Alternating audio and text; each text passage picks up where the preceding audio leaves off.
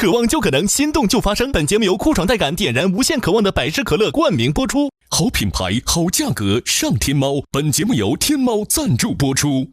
美味曲奇趣多多，巧克力味豆多多。感谢我们的职场搭子趣多多赞助播出。华为全新旗舰平板电脑 MatePad Pro 5G 强光炫光，轻松大手笔。智能电混4驱，无惧雨雪湿滑。本节目由领克10EMP 指定赞助播出。本节目由专业做扫描3亿人都在用，职场必备神器扫描全能王赞助播出。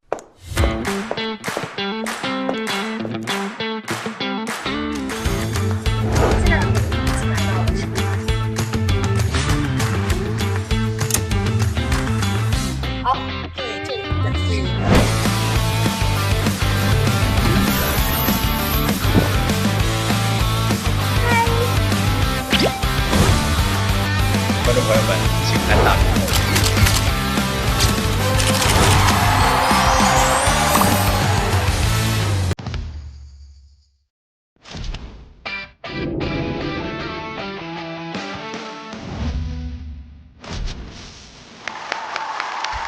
欢迎大家来到腾讯视频自制的国内首档职场观察类真人秀《令人心动的 offer》第7季。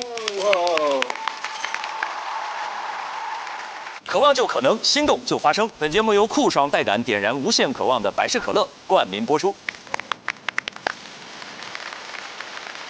购物、外卖、旅行上淘宝，万能的淘宝天天有优惠，纵享衣食住行、吃喝玩乐。美味曲奇趣多多，巧克力味豆多多。感谢我们的职场搭子趣多多赞助播出。智能电混4驱，无惧雨雪湿滑。本节目由领克10EMP 指定赞助播出。本节目由专业做扫描3亿人都在用，职场必备神器扫描全能王赞助播出。如果你对内容行业感兴趣，欢迎在腾讯校招官网 join.qq.com 投递峨眉派专项，等你来实习。令人心动的 offer 尽在腾讯校招，等你来拿。大家好，我是陈明。今天有一位新朋友到我们的身边，一起来见证实习生们的精彩表现。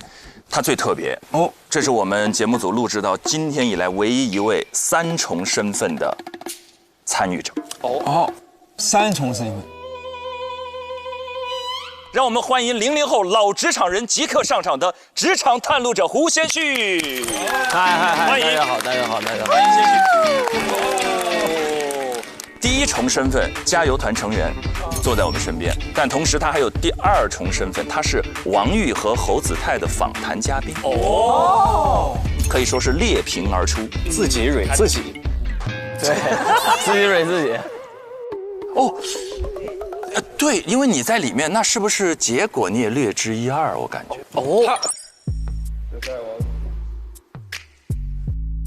我不太知道结果。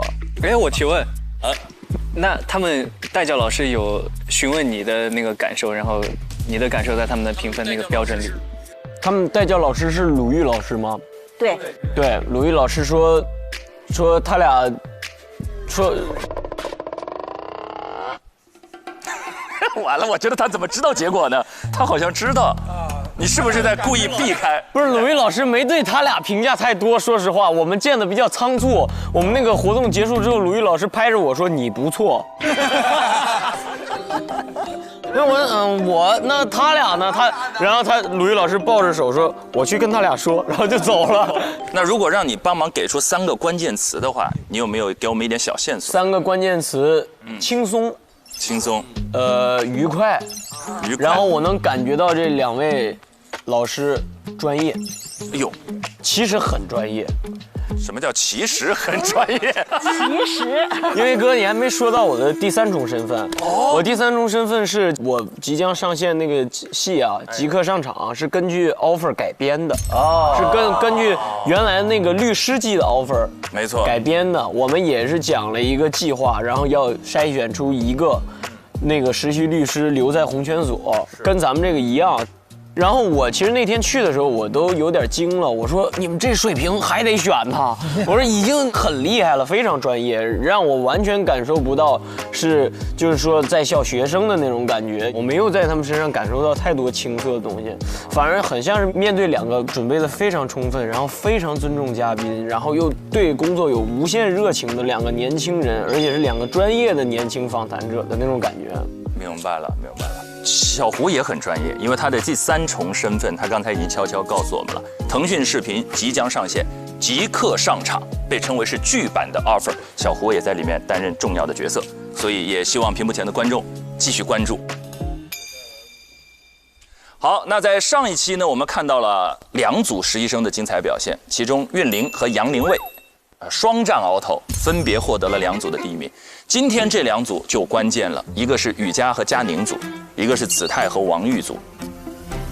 如果佳宁赢，那么子泰和王玉有一位就危险；但如果佳宁败，那佳宁作为踢馆者，踢馆失败就将离开我们阿粉。是的。同样，在我们的弹幕上，各位凹粉们觉得这一局谁的胜算更大？谁会是本次考核的组内第1名？弹幕上的凹粉也可以同步的猜一下哦。才知道那是凹粉，叫凹粉，阿粉很经常看节目，经常追我们即刻上场，经常追我们 offer 凹粉。哇，我们叫脱粉，脱粉。挺好，都挺好。那接下来我们带着先旭刚才给我们的3个关键词，一起来走入到正片，看一看这2组的表现到底如何。哇，好紧张。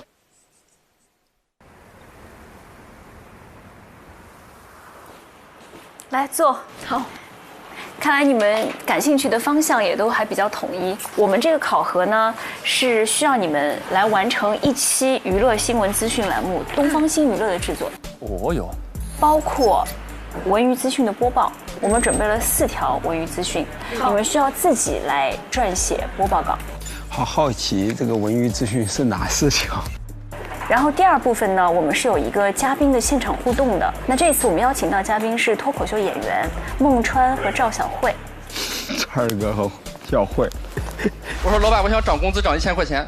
老板说行，给你涨1500，但是你要返我500。我说那你录音，要不然我没法给我媳妇解释。然后你录的时候就说我返了你1000。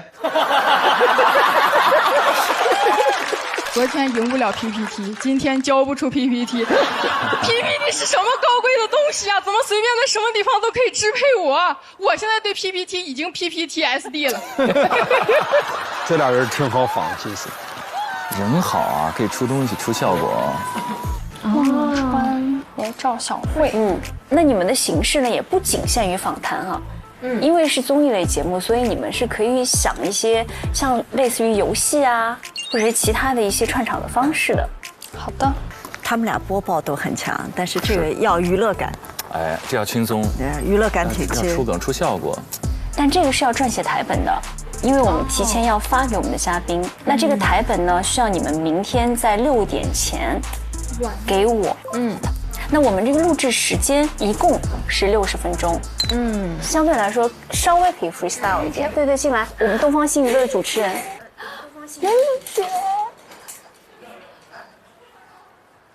我们是在31号上午录制，那我们考核的地点呢，就是在这里，在我们4楼的演播厅。到时候冯林可能要给他们4条你们的这个新闻，让他们看完新闻片之后自己去思考和撰写串场。我知道。其实我觉得写这个片子还挺难的，就撰这个稿子。啊？因为一开始其实我刚上东方新娱乐的时候，也是给了我们几个大纲，然后让我们自己去串稿子。然后有的时候，就是我可能会天然的带入自己之前的学生思维，然后一开始我就会想往深度的写，一下子一条聊好多。然后结果当时就是导演会告诉我说少聊一点，我们要进片子了，快点切。其实是在提醒他们了。你这个还是在面试试镜的时候呢，我就直播当天30分钟的娱乐新闻被我聊掉了20分钟，然后他们准备了20分钟的片子，只播了10分钟。所以其实犯错是 OK 的，要容忍自己犯错。不要对自己有太大的压力啊。好。这说给雨佳听的，雨佳上次哭成了悲伤蛙。一会儿来看看冯琳带来什么样的几个片段。好的。鲁豫老师是一会儿再过来跟咱俩讲是吗？不知道呀，就在那儿待会儿吧。他们是个零分组哈。零分组，你这名字起的，哪里疼扎哪儿了？零分组。他俩的组合名叫00后，怎么样？00后，可以。可以。关键采访完这个组合就解散了。这叫限定组合。22点30分之后，你们两个进入演播室，我们先把演播合作的机会、开头和结尾以及串联。真的去感受你说的话。我强调是直播流程，也就意味着你们错了就是错。他们雪上加霜的是，代教老师还出差了。还没回来，还没回来，操蛋了！这低气压组。Hello， 王玉，我还要过一会儿才能到现场。你跟子泰两个人可以先做一些功课。你们知道嘉宾是即刻上场的剧组导演邓科，还有演员胡先煦。哦。还有，因为这个剧是根据就是这个令人心动的 offer 之前关于律师那一季。来有这么一个剧集，那你们就先对他们俩做一些背景调查，然后待会儿再聊。所以提前加了他鲁豫老师的微信还是有用的。你把鲁豫老师微信推给我，我给你发过去。哦，鲁老师加我了。我们采访的那个2个人是谁来着？胡先煦。啊？胡先煦。我们2个要采访胡先煦。我们2个要采访胡先煦。为什么这么不敢相信？完了。先煦，你到底做了什么？先煦。我没有采访过明星。一说这话心里就怯了。对，他如临大敌。你把他当普通人看就好了。可以把他当普通人看，但毕竟他们还是明星。啊，这些许都不知道吧？我不知道，完全不知道，都幕后。那谁知道背后这么区的人？还把人请到现场来看。要知道先煦就不去了。多长时间啊？这个节目？90分钟，1个半小时。对，但其实访谈1个半小时算很短的了。哇，那你蛮厉害哦！1个半小时的直播访谈，你觉得很短？其实王玉那天反而略显紧张，但是他这会儿一直在安慰那个。对，他经常是这样，王玉老师，这是王玉老师的特性。他会安慰所有人，然后上场，他负责紧张。对。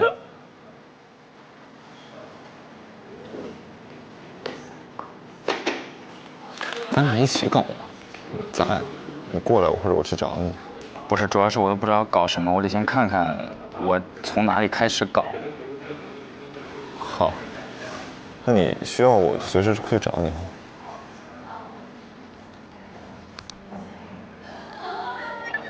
我师哥呀。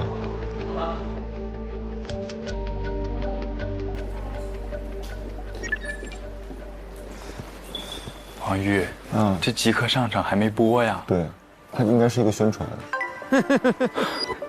做功课，功课没有。功课网上搜不到，这。哎，你是在干嘛？在搜集他们的资料？对，你有啥想法可以同步给我。我现在也就是在搜基本信息，也就是网上都能搜到这些资料。别的还。鲁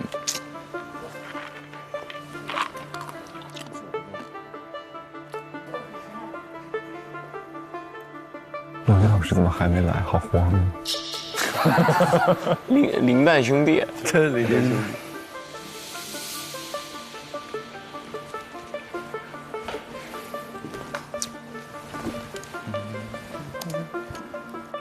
你们3个现在是一组了是吗？哇，跟你们的工位好搭配呀！这是我们的讨论桌，很好很好，我相信你们一定默契程度会很高。你天天聊天谈心。3个人当中只有1个人可以得第1哦，你们俩要争点气，老拿第1很没劲的。老拿第1很没劲儿的，我天哪！现在他们所有的话都听着在讽刺他。子泰，哎，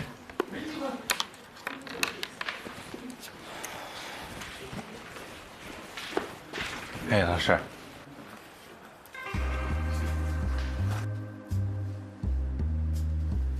你前面好像就访谈没有试过啊？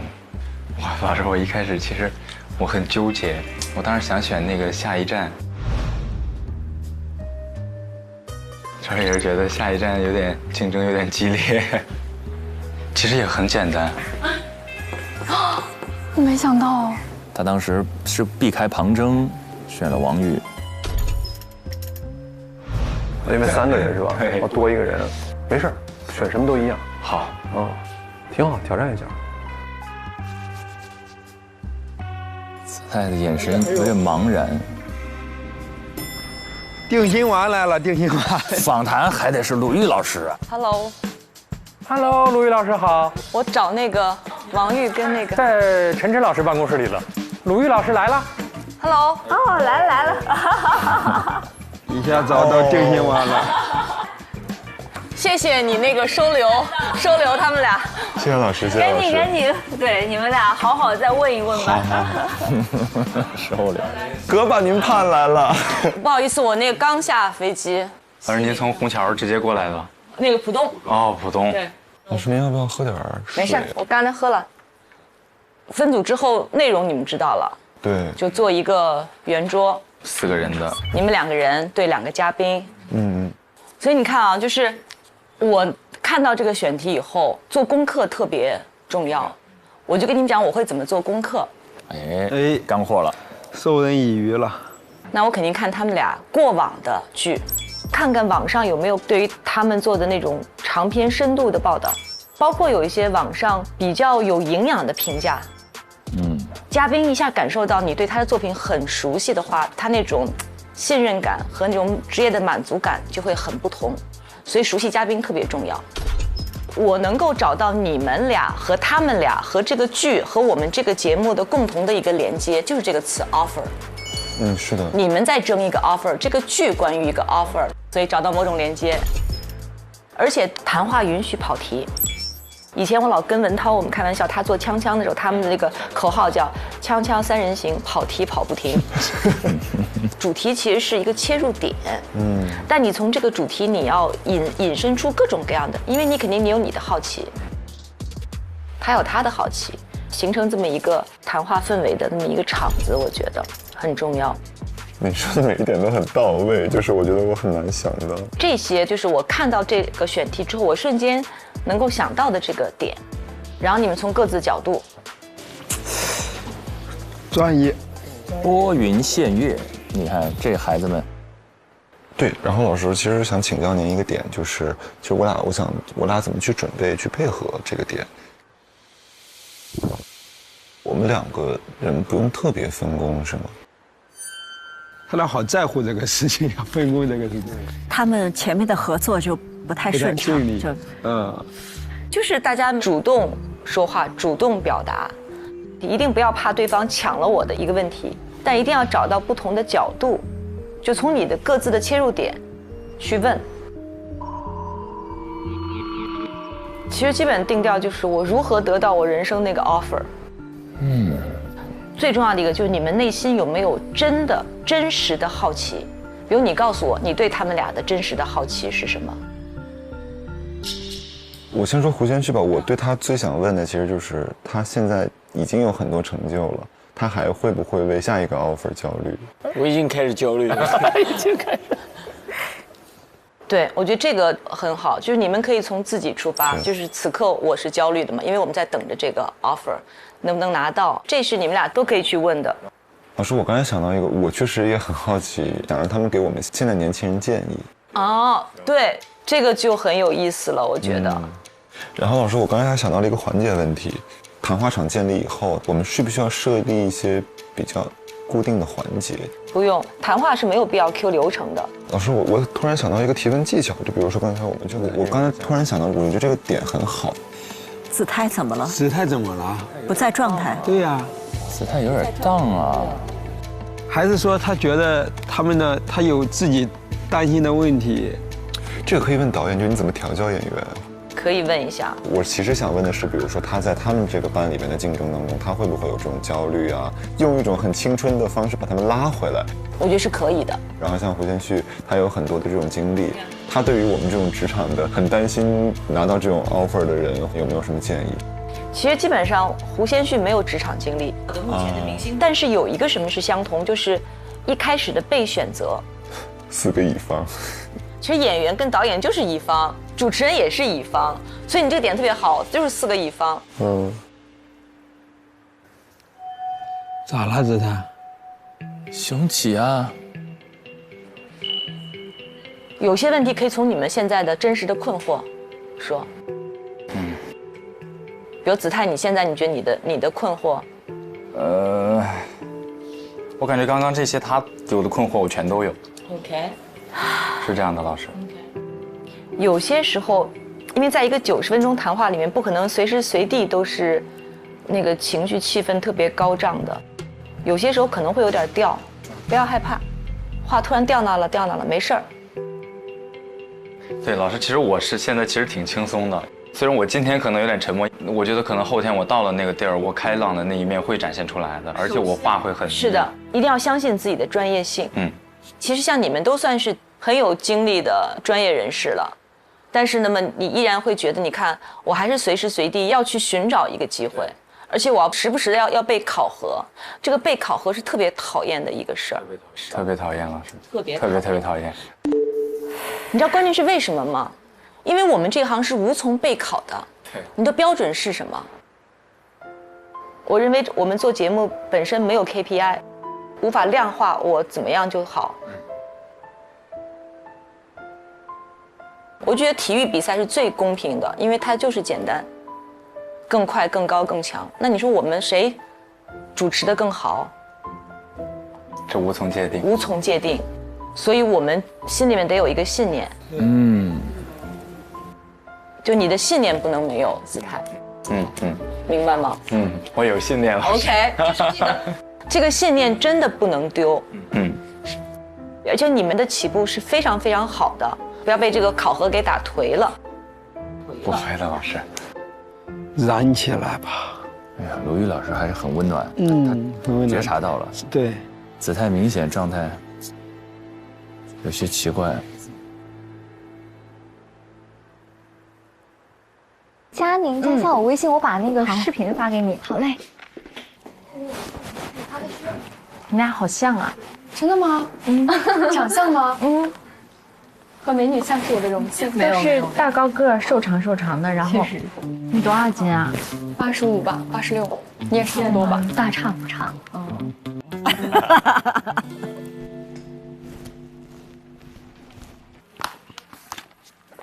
哎，你逛这儿了吗？我带你逛一圈。好，走。也好元气满满、阳光的那种。这边是我们的大会议室，你已经去过了。它就是我们平常开大会和老师讲一些内容的时候，然后然后这里是茶水间和休息间。我们每个课题结束，可能大家会在这里聊聊天、复盘什么的。然后这个是饮料柜，都可以随便喝。你喝水吗？给你接杯水。没事，我刚才已经对，就这是刚才子泰已经教过我了。好的，这是水，然后这是咖啡，这是冰块、制冰机，你随时可以用。这里是微波炉，还有微波炉，这太好了。微波炉，这里会有几个房间，有剪辑室、化妆间和录音室。哇，这个地方应该会有，这个地方会有。他们柜子里面摸出吃的了。哇，对，你可以随时，里面就跟学校里的设备应该挺像的，对吧？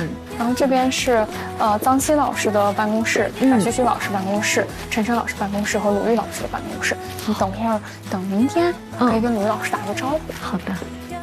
嗨，臧老师。我带他认地儿。认地儿。逛一下。对，大概就是这么一个布局。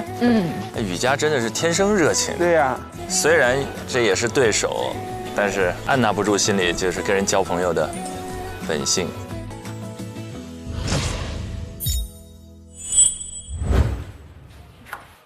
佳宁雨佳，好，走了，准备好了，东西拿好。好嘞，我们直接下楼走了。OK。是不是我们是第一个下班的了？人不都是开心第一个下班？你们要去哪里？我们要去，你猜。接下来的安排应该会让你们很开心。我要请我的组员今天晚上去吃饭。我真好，太好了，正好刚才咱俩午饭都没吃好。常见，哇哦，开心。吃完饭之后，我们一块儿去看音乐剧。哇，什么音乐剧？老师？是我们家先生演的音乐剧。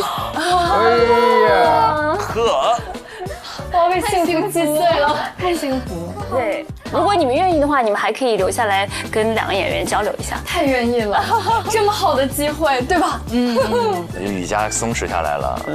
这是雨佳真实的那一面开始，活力满满。谢谢老师，去准备一下吧。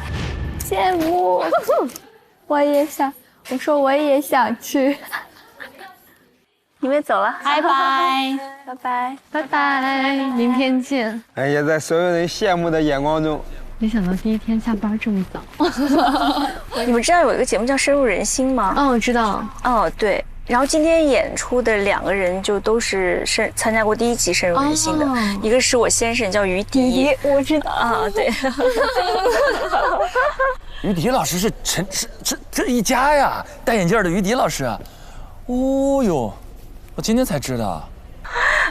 还有一个跟他搭档的是龚子淇。哇，好期待！所以现在要换一种心情了。对，我们度假的心情。Yes。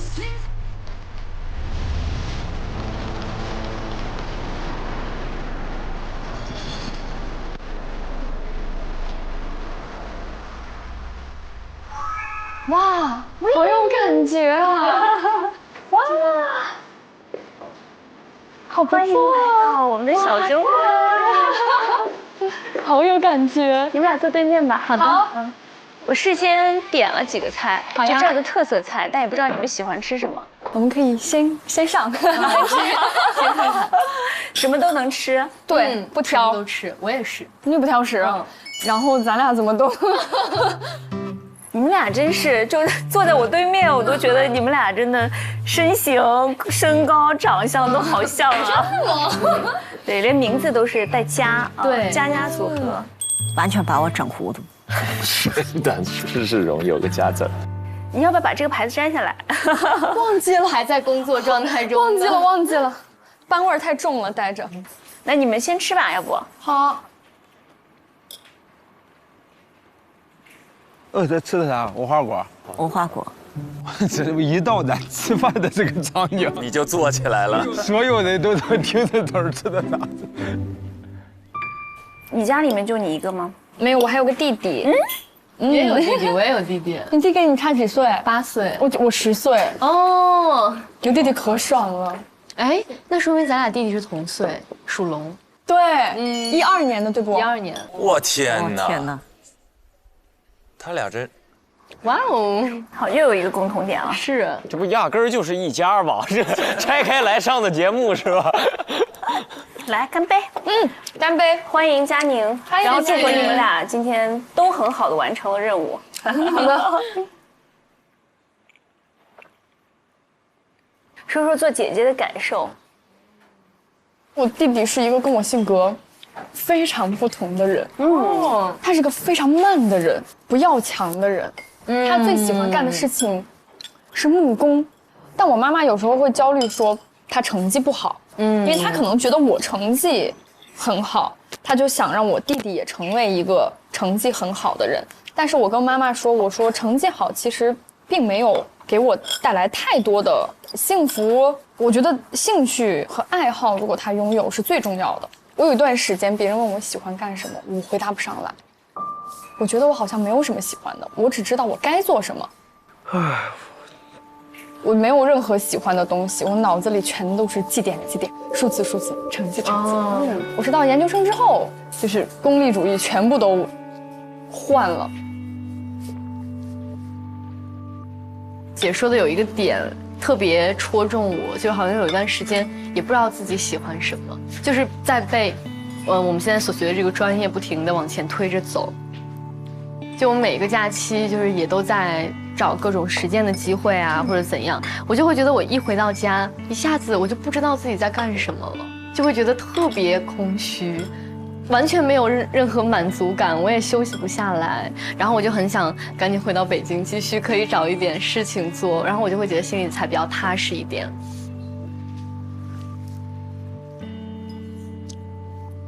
我也蛮理解的，就有时候我其实到了30多岁，还有那种就是一到休息的时候，心里就觉得发慌。你可能仅仅是需要那种被需要的感觉，就是那个感觉，你就觉得说啊，让我很有积雪，让我很有前进的动力，哪怕这个前进的方向我也不要去想是往哪儿前进，就是我被需要。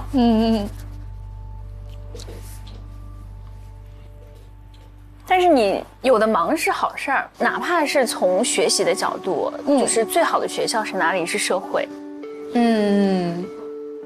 所以你看，我们在我们的这个实习过程当中，庞真的表现特别好。我觉得他可能在社会上的历练会更多一些，遇到新的问题，解决新的问题，就是不断的遇到问题，不断解决问题，这个过程就是最好的学习过程。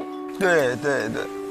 所以我觉得你们能来这儿特别好，因为你们在迅速这么短的时间内遇到了那么多的问题，就一下子能够成长，学到很多东西。是的，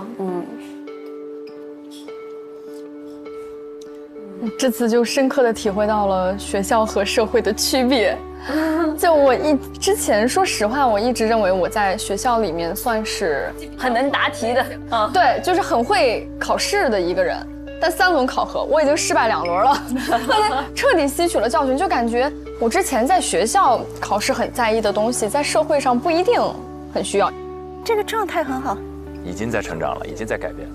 我觉得真的是在失败，虽然我失败每次都哭，失败2次哭了2次，但是在哭的这个过程当中，我是觉得真的在成长，就不是说我哭完就结束了，是我真的看到了好的人做的东西，我知道我该怎么做。我妈妈是一个对我要求比较高的人，但她的要求不是挂在嘴上的，说我对你要求很高，你一定要做好。而是他会说，我相信你一定可以，你都第1了，对吧？怎么样？就是他会潜移默化的给你有一些压力。所以我这个第1，我觉得一定程度上不是为我而考。我问过我妈妈一个问题，我就说，你能接受你的孩子是一个不优秀的人吗？我妈说，我好像接受不了。压力好大，压力好大。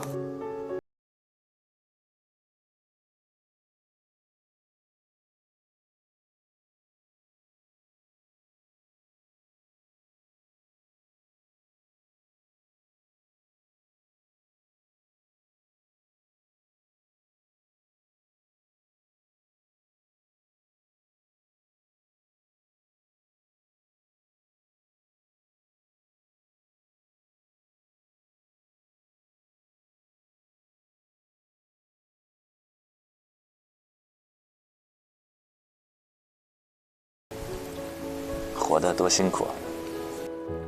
老师，其实我挺想问一个问题的，你有了孩子之后和有孩子之前心境会有一个很大的变化吗？会，就是人生更开阔了。女人可能你们还没有到这个年龄焦虑的程度，就是你到了20多岁、30岁，你真的会有那种年龄焦虑。然后我到了40岁之后，突然年龄焦虑就没有了。我觉得是真正达到了某一种程度。有了孩子，然后自己越来越清晰的知道自己要什么，同时也完全能够接受自己的缺点和不完美，就那个时候。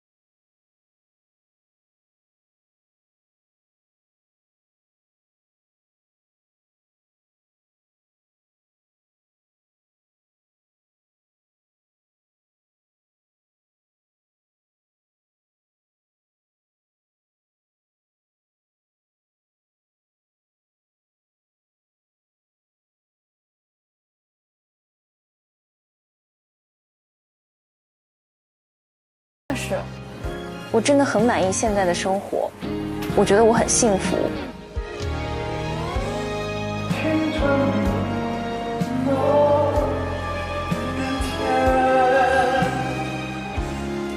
嚯，爱的凝视，我天！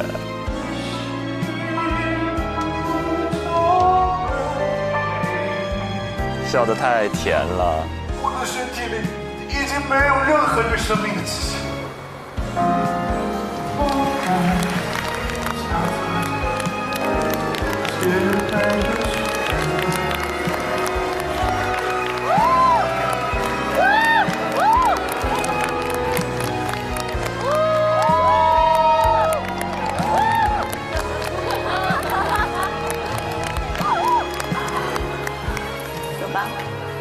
我准备跟他下班了，你们要去？要跟他们？你们要跟我一起去下班吗？可是那个票根可以，我想找于老师签个名儿。哎呀，满血复活呀，这孩子！满血复活，他调整能力非常强。他私下里你好像一直是那种阳光的，他在镜头前也应该把这一面展现出来，这就是他本我。我们给于老师买了一束花。哦，是吗？对，好用心啊。每一次看音乐剧都会给自己的朋友到台上献花嘛，这没有台上的机会，我们就台下献一下。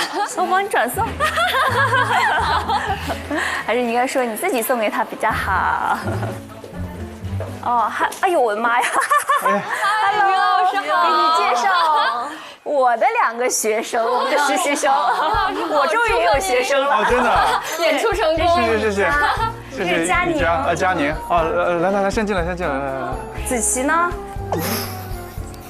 子琪在这儿。子琪，王子琪在那儿。今天全都是穿屏而过。子琪啊，子琪，你今天唱得很好，祝贺！难怪是100场啊，又变年轻了。真的，真的，真心的。那我怎么觉得你越来越稳重了呢？是吗？对，我长大了，你变年轻了。哦，谢谢。就我觉得你今天唱得很好。谢谢。祝贺！好，拜，祝贺，真的好。谢谢。你今天累不累？我还行。是吗？我真的很怕你累。要不坐会儿？来都来了，坐会儿喝点水。来。哎，那小二来点水。小二。他们都很渴了。对，来，喝点水。来。三位主持人来，3位主持人喝点水。来。太荣幸了。来，陈老师辛苦了，陈老师这几天辛苦了，陈老师。你辛苦了。哎，陈老师，我来。不，你辛苦了。来。不，你辛苦了。你快喝，你快喝。干嘛？我自己拿盖子不行啊？谢。对，这2天你辛苦了，因为我天天要上班。是呀。我坐这儿，你们俩。刚才没睡着哈。你坐这儿，他们怎么坐啊？你坐那儿。我告诉你，家庭话语权一目了然。一目了然，哎，我太熟悉了，太熟悉了，这太亲切了，这一幕。也是被支配的啊，那家伙，杠杠的。好，我坐这儿，好，你们俩坐里头。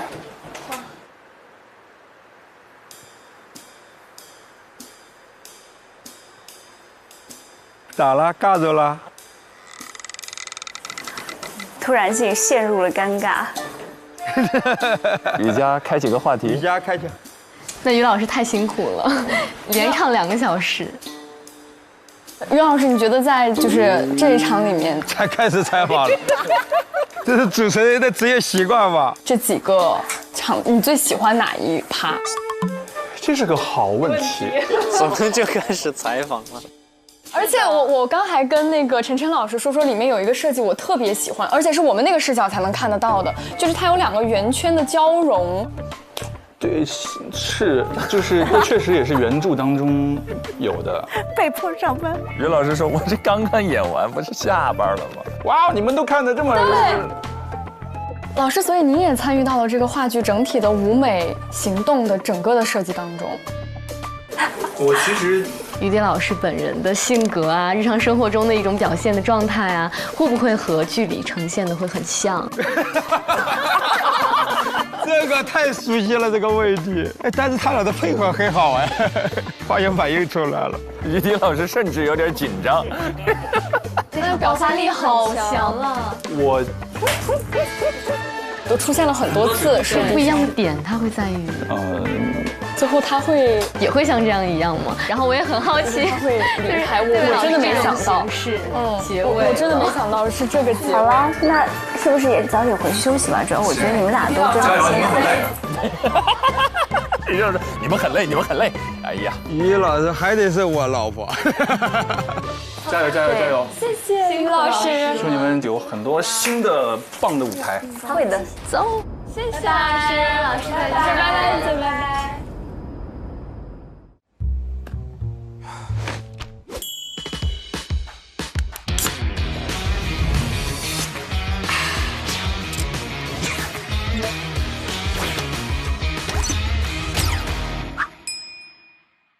一起才叫拼。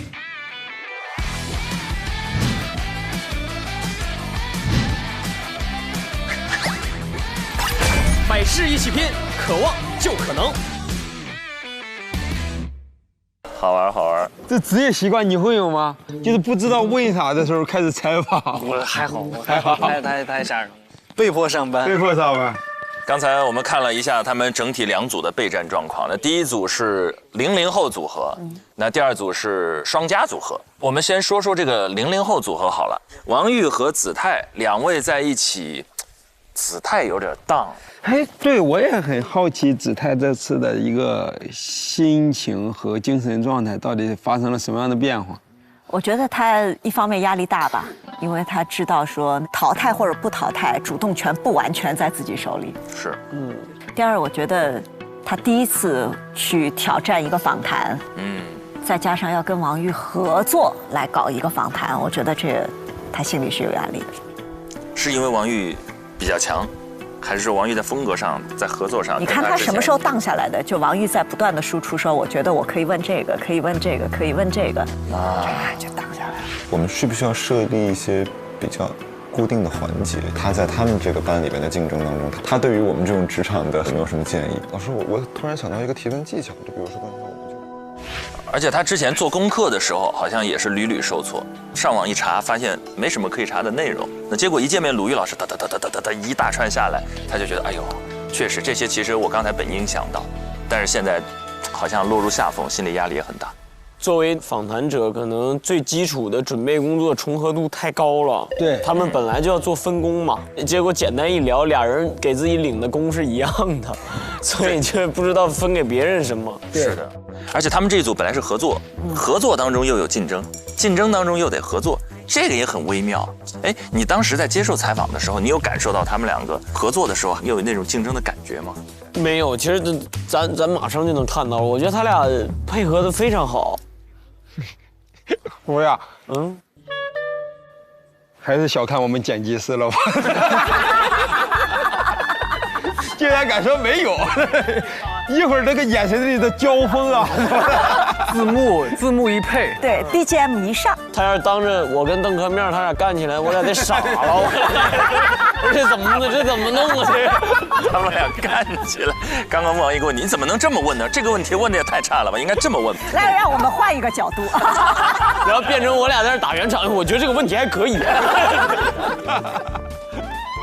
其实所有的职场，它不是都是又是合作又是竞争嘛？因为你想，任何的那个事情都会一个小组合作去完成嘛。然后你升职加薪不就少数人嘛？所以在这个意义上，你们就是对手。所以它符合所有的职场的所有环境嘛。职场的本质。对啊。你还别说，咱们 offer 节目的本质也是这样。对啊。每一季不都是所有人进来合作，但是为那最后1或2个 offer 名额。只不过他们更显性化。对，在这个较短的时间里爆发出来。这是刚才是00后组合我们的观感啊，接下来还有另一组是我们的雨佳和佳宁双加组合。双加组合，我感觉雨佳这一次的状态回来了，对，赢了一次之后信心回升，然后整个带着妹妹一直在往前走。他们这一组我觉得还蛮期待的，包括跟带教导师的沟通，在吃饭的时候有了这种生活中的交流之后，对，是不是状态会更松弛？对，而且雨佳感觉生活里她就是个阳光那种女孩，所有的你看她所有的回应都是那种特别积极，能给人情绪价值的。和美女像是我的荣幸。没有。刚才咱俩午饭都没吃好。什么音乐剧老师？她只要自然而然就非常有魅力，非常有魅力。然后他们在聚餐的时候也提到了各自的家庭，他们竟然有一个同属龙的弟弟。对，他们俩的真的身上有太多的相似点了。在家庭教育上，雨佳其实分享了，她妈妈应该是一种压力比较大的那种，而且基本上都把这种心意都灌注在自己的大女儿身上，所以必须得优秀。她终于有一句话很打动我，她说有一半是为了我自己，一半是为了妈妈。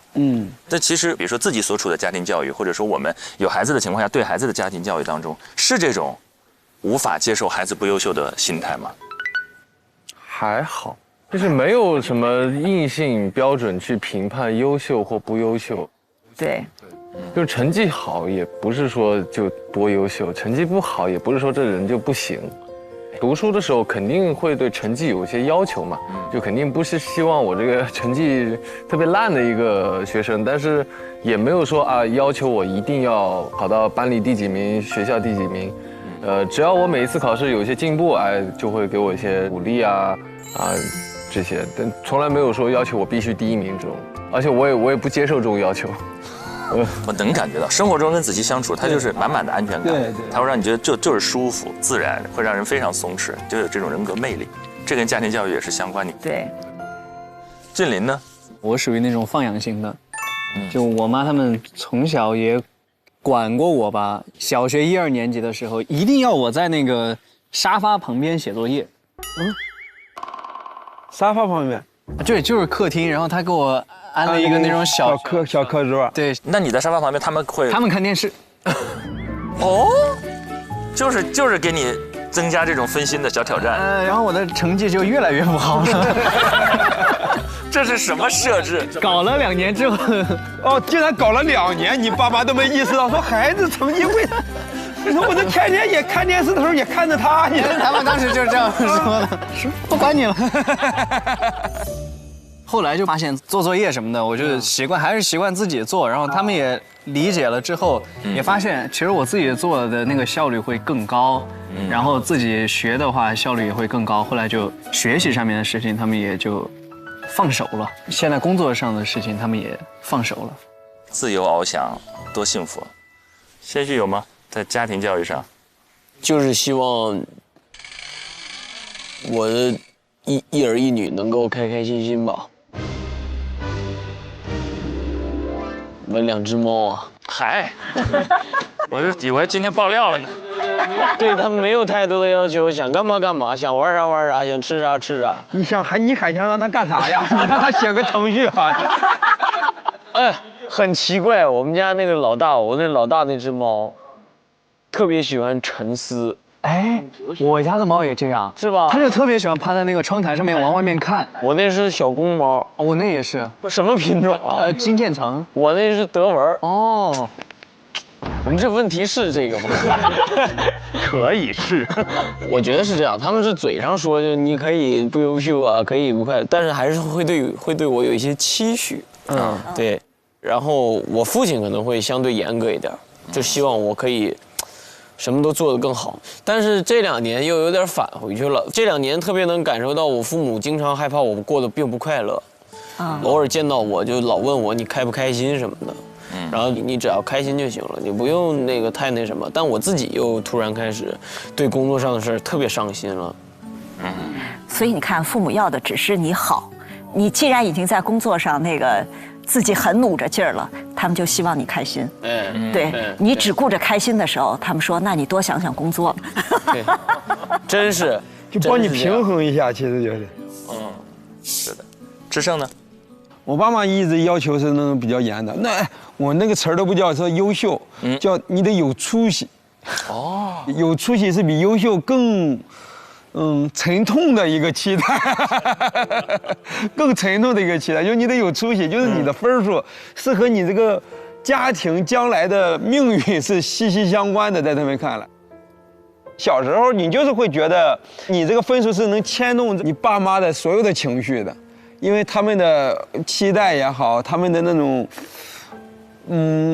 希望或者是我不知道怎么形容那种很有点沉的那种期待，那种干啥的，就他们经常会让你觉得你如果考不好，你这个家庭都会变得越来越差。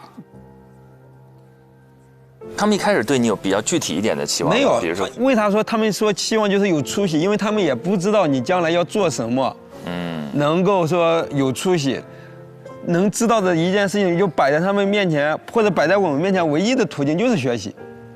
他有一个概念就是，不一定这个学习好就能有出息，但是学习不好肯定完了这辈子，肯定完了，有这种感觉。对，其实这个事情就会造成一个影响，就是你就不敢试错嘛，因为你试错之后，你知道试错成本是很高的。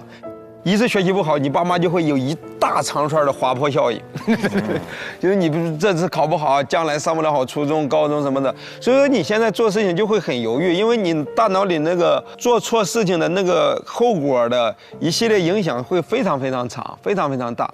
但是我觉得这些东西都是可改变的，就当你意识到这些东西之后，慢慢的，父母的教育理念在你身上留下的那个印记会越来越小的。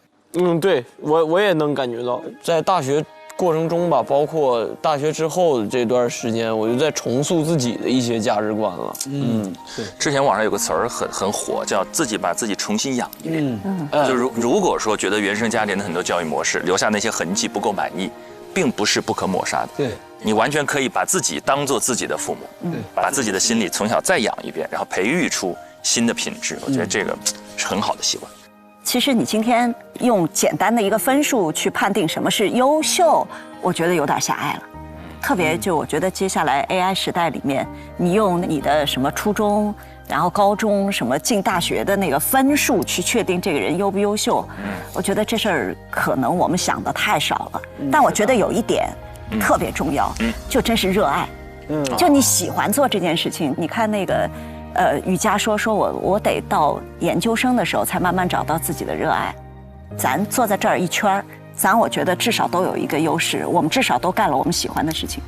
是的。所以你就愿意在这个上面花力气，愿意在这件事情上吃苦，愿意在这件事情上持续学习。我觉得这才是最重要的事情。所以我觉得鼓励和支持热爱是父母真的应该做的事情。是，它是内生的动力。对。OK 了，接下来就是看这4位有没有出息的时候了，到了他们展现自己，看他们出息了，出息不？因为接下来他们不仅要备战、要排练，而且很有可能要呈现出自己的作品了。看一看这2组表现怎么样？下一段 VCR。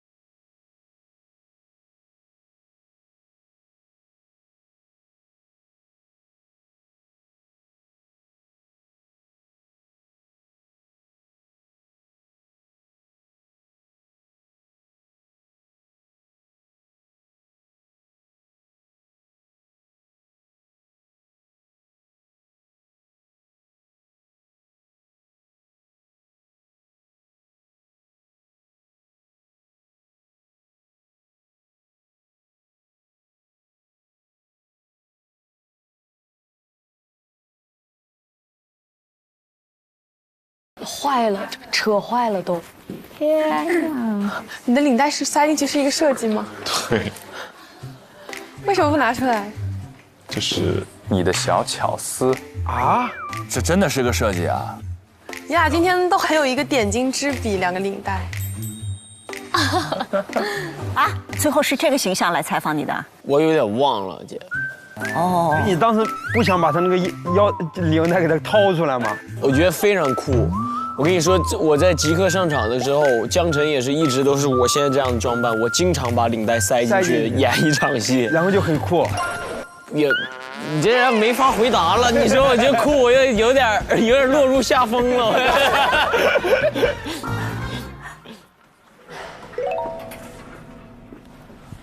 早。晚上好。Hello。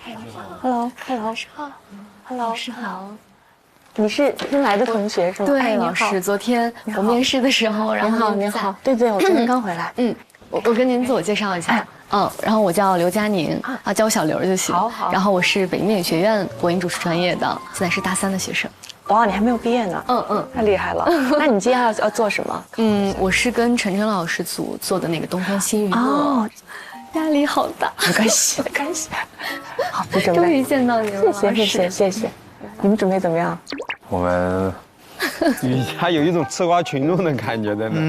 有啥要跟我聊的吗？还是你要自己准备？我都可以，我这边随时你们要。我俩对一下再跟你。行，随时。好嘞，老师。哎呀，令人操心的2人组啊！姐，咱们现在要去吗？行，走。要不咱们去那儿？你想好你是什么的，就给个风格定位。大家好，我是温馨的依依，我是暖心的冯玲，这里是全新的东方新娱乐。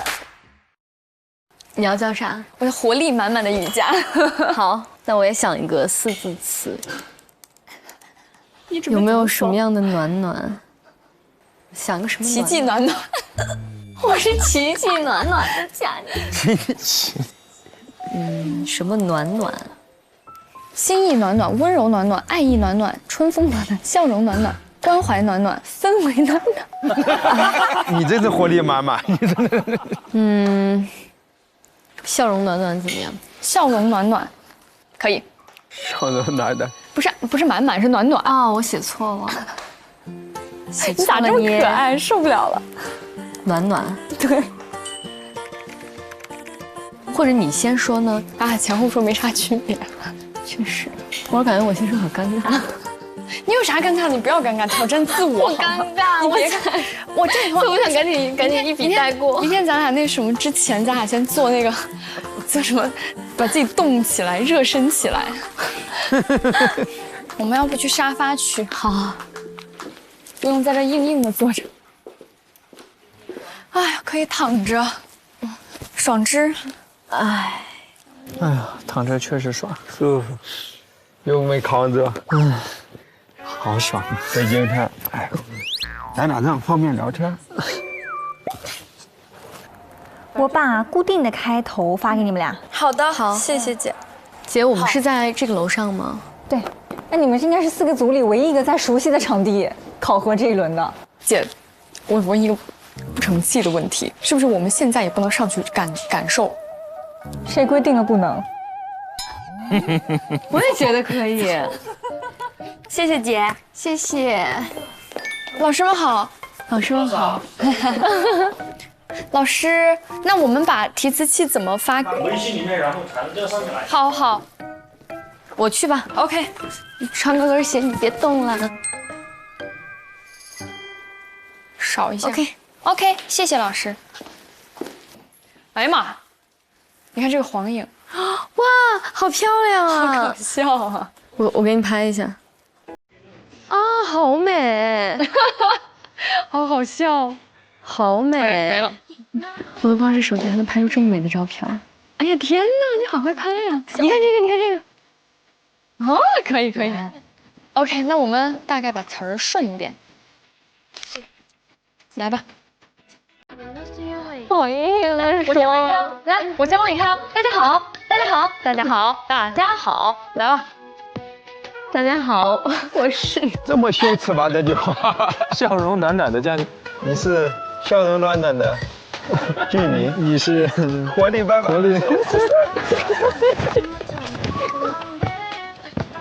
来，你说一遍。大家好，我是笑容暖暖的佳宁。是有点羞耻。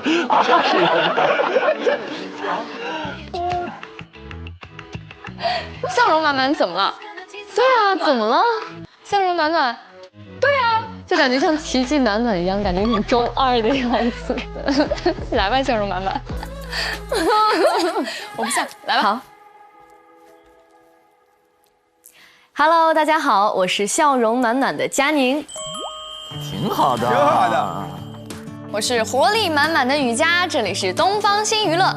东方新娱乐，都市文娱风向标，每周1到周517点和您准时见面。国色芳华，原班人马打造，还原度那可谓是极高。除了秦昊这样的主角撑场，轮番飙戏，看得让人太过瘾了。他还有另外一个外号，你知道叫什么吗？叫什么呀？他叫熊猫先生。哦，他沉寂多年再度归来，演出了双面人生的反差感，那是嫉妒与不甘，嫉妒。极度与不甘，而是灵魂穿透镜头。这句话有问题，我要改一下。山东段子王孟川，职场清醒人赵小慧，欢迎二位，欢迎。好，那然后前面反正还得要改，真读起来还真觉得有问题。好，走吧。谢谢老师，谢谢老师。山东段子王，山东段子王，这谁给封的王？这还有山东？那广智那算什么？山东段子王，问过我们智胜哥广智的意见吗？那个今晚给孟川打一电话。打电话。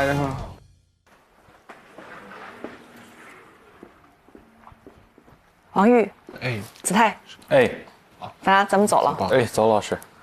那明天下午差不多2点，我们要从这儿出发去一个地方。就老在这个办公室里面工作，人有点压抑，我们换一个地方。晕晕的。已经有班味儿了，这2天待的我。没有在办公室长期待那么长时间。走吧，走，拜拜。那我们走了啊，拜拜，安全。好。对。感觉离开东市有一股班味儿在慢慢的离我们远去。是的，就是感觉好像好久没有出来过了，感觉。赶紧把它破一破。哦，看看鲁豫老师带他们去哪？团建啊，他们这组是真的需要团建，他们需要好好。来，换个地儿再干活。哇哦！啊，他们来的是书店，叫班味去除地。先逛逛。可以啊，老师。哦，这个作者我跟他聊过。哦，东京8平米这本书我也看过。他是一个日本人，用中文写作。哦。他在日本东京住一个8平米的房子。8平米，所以他就写他之所以住8平米，就他认为他不想为了生活中额外的东西去打无谓的工。哇。是某种我觉得在反抗生活，挺酷的。我还见过他。这个事儿是很酷，特别酷。但我后来想了想，我说我最低8平米肯定不够。行李箱都没地儿放。对。行李箱。对，行李箱都没地儿放。哎呦，这个老板挺文艺的吗？上海好多那种小地儿特别坐得住。那我们就坐这儿了。行，好。我可以先看看你们俩做的方案什么的。好。明天把你所有的问题你想好之后，变成一个生活当中你们聊天的那个语境，给我形成文字，我得感受一下你们到时候会以什么样的方式跟对方聊天。只放松一会儿，直接工作，换地儿工作。所以不要相信老板跟你说团建。披着团建外衣的加班。我没有写全。没事儿，不用，就大概的感觉。是一个感觉。对，你给我看一下就行。老师，就是昨天发给你的那些问题，以及今天就是这几个问题，然后其他时间我都在看吴先煦的一些采访的视频，以及一些其他的采访明星的视频，或者采访演员的视频，看他们会问他们一些什么问题。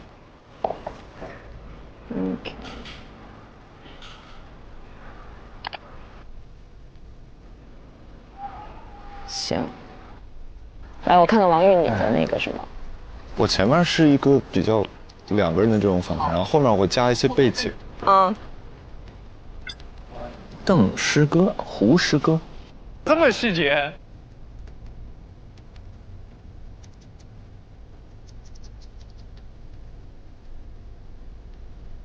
对了，我现在有一个小问题，就是您说的这种比较抽象的这种问题。我觉得其实你们俩都问题还是，你看你随便举个例子，都是比较落到实处的。你看你现在依然会都是问他吗？你现在会怎么想？就你怕别人叫你童心，你现在会怎么想？这都是具体的问题啊，而都是能够引出故事的问题。我就尽量的去把它具体化。对啊。你看这些都是非常好的，只有你个体化的感受，因为你当时在现场，你记得他们做汇报的时候，小剧场什么里3层外3层，什么叫这个哥那个哥那个姐的，这就是一个特别好的，只有你才知道，我们都不知道。而且你这还有个人的感受，真实的感受，这个就很好。子泰的心情感觉笑容又逐渐消失了。你们俩可能需要想一个怎么开始，自然的开始，让他们知道已经开始了。老师，我一般就是跟别人初次见面交谈的时候，我会先从就是夸奖对方。就是我会见到先旭，我可能就会直接跟他说：“先旭，我是你的粉丝，我觉得你小时候特别可爱。我昨天刚看了你在小时候打快板那个视频。”合着是骗我的，兄弟，这是手段呀，兄弟，是粉丝，这个是阴谋诡计啊，这都是采访技巧，这人工作。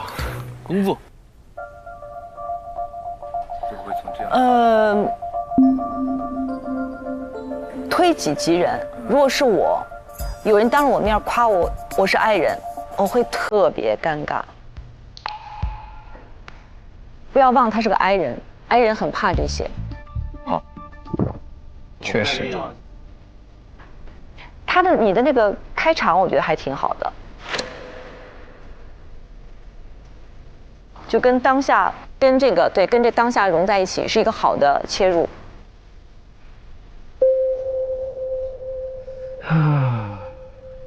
王宇那边我感觉框架都已经成型了，问题啊基本上，但是子泰一直很模糊，是不是跟他生病了有可能啊？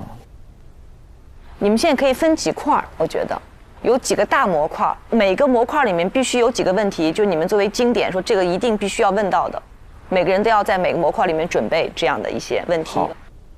好。包括我们其实可以提出一些我们自己的想法，让他知道我们在想什么。其实，对，不是所有的问题都需要一个问号，尤其这是一个聊天的一个场域，只要能够有他的一个抓手就可以。他听到你讲的话，他有一个想表达的欲望，他可以顺着这个讲，他就是可以的。OK。哦，然后老师，我是觉得这两个问题有点尖锐啊，但是我想就是跟您。你觉得哪个是比较尖锐的？一个是这个，一个是这个。其实我觉得还可以，这两个问题是可以问的。就是你想让他反映出当代年轻人真的那个样子嘛？他要演，其实是要演一个可能会有班味儿的一个人。就他怎么演出那个班味儿呢？这其实是个好的问题，这你们都可以问。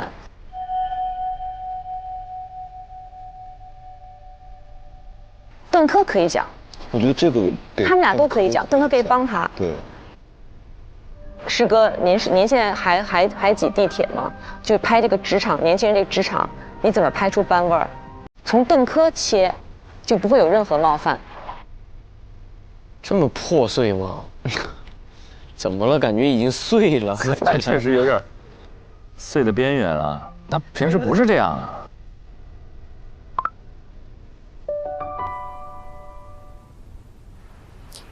你们这次考核是挺难的，你们俩还得互相合作，然后要跟2个人聊90分钟，这难度非常大的，所以做好了是你们俩特别牛。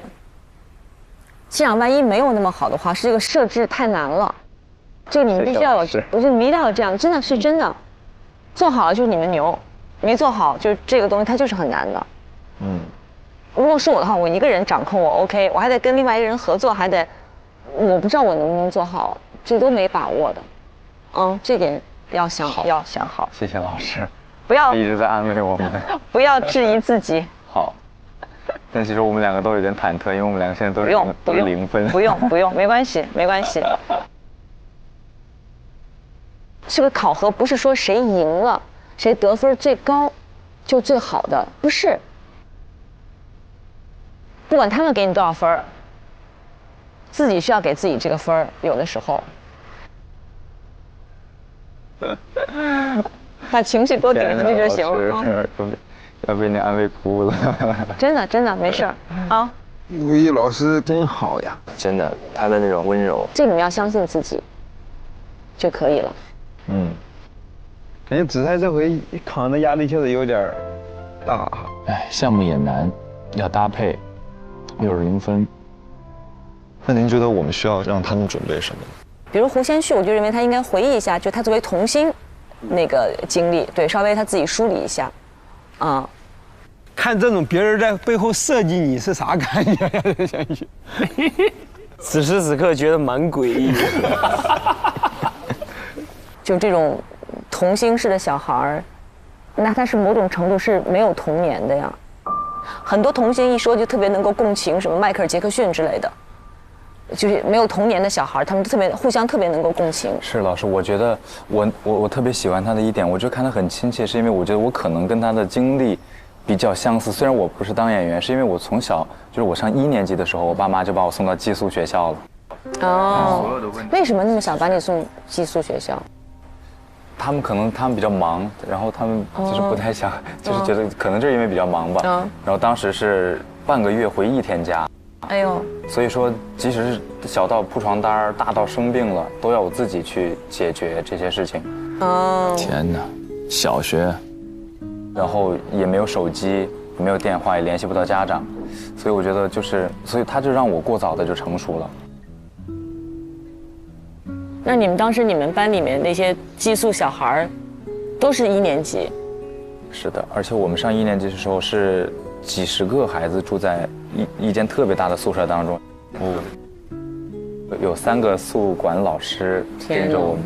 哇！后来等到3年级的时候，我们就搬到6人寝了。哦。那你觉得你有欠缺安全感吗？有，非常有，老师。非常有，我是一个非常缺安全感的人。你安全感是从哪儿来的呢？我感觉我的直觉，你比他是有安全感的人。是吗？他其实就来自于童年的时候家庭给予你的那种。这个很难讲。对。原生家庭很重要，某种程度我能够共情他，因为我小时候是跟我爷爷奶奶长大的，我不是跟父母长大的。所以就是他其实对于小孩是有很大影响的。因为在我长大的过程当中，可能很多人都会夸我，哇，子泰你好懂事儿啊，就是你，哎呀，你看这小孩多懂事，也不哭也不闹，从小就不想家。当时小的时候可能会觉得这是一个值得炫耀的事，但是越长大越发现会有一些后劲儿。我跟你说，懂事从来不是一个小孩应该具备的优良品质。是的。懂事对于小孩来说，他其实某种程度还挺致命的。是的。所以这一点上，我觉得你可以从你的角度问问胡先煦。他应该某种程度也得懂事，因为你童星，你就得比一般小孩也要懂事。对，所以我有的时候我在看他的那些采访的时候，甚至他的一些表述的感觉跟一些眼神，我捕捉到的时候，我就觉得跟我真是有一点点像。其实是可以的，这个你们可以聊一下呀，有可能聊一下。我第一次知道你是小学就。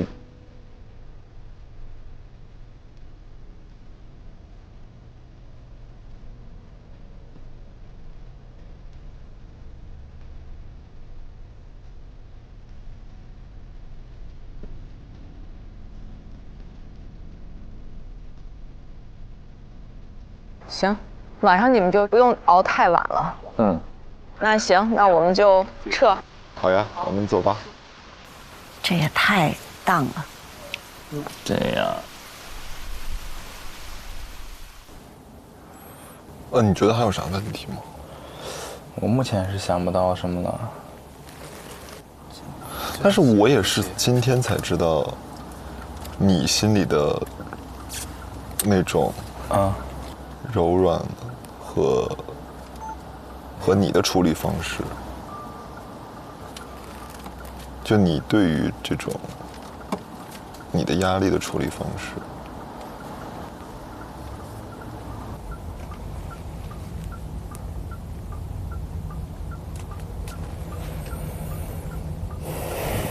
我觉得你要堵车。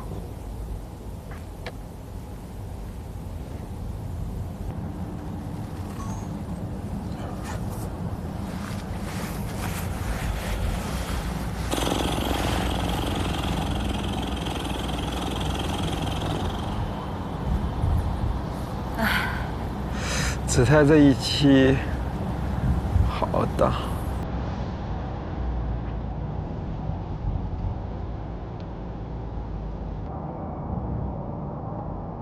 你们这次考核是挺难的。其实我们两个都有点忐忑，因为我们两个现在都是0分。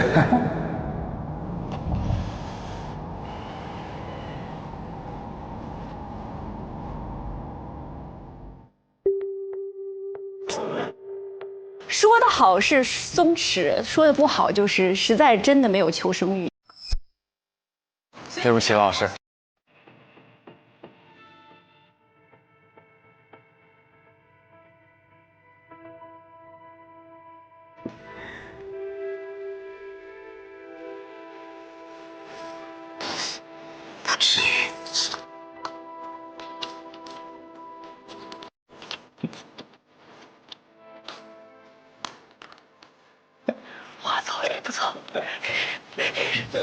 这坏人太早了。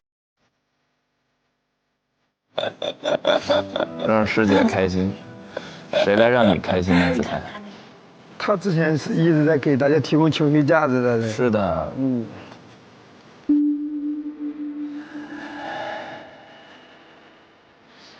我感觉还挺难的。你是那种行的，真的，的优秀，大家能看得到，真的。一个0分的，另外一个0分，我觉得你行。哎，你看他那个懂事的那个特质，其实在各种点滴上全都能有延续。真的，你看他都无所谓，你怕什么？你怎么知道他无所谓？他肯定是有所谓的，我也知道，肯定都有所谓。既然来了参加实习的，肯定都有所谓。我也知道你们可能就心里会想，准备的这么多，准备的还算觉得不错啊，怎么就？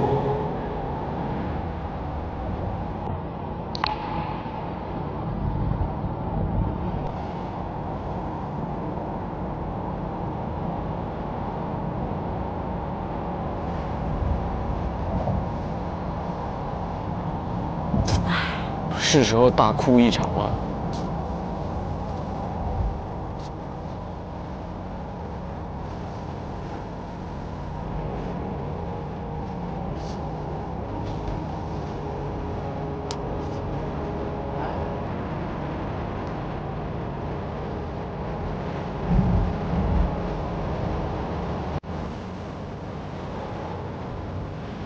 太累了，太累了。太累了，这精神压力和身体压力都到一个极限了，我觉得。天哪！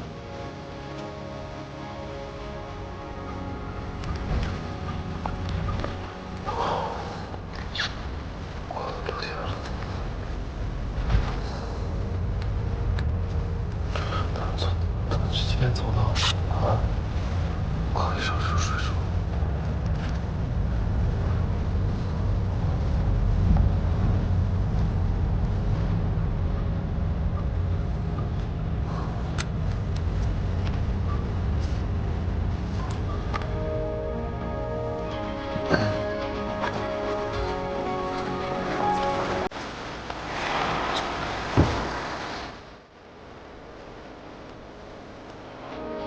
我要去揪大会。哦。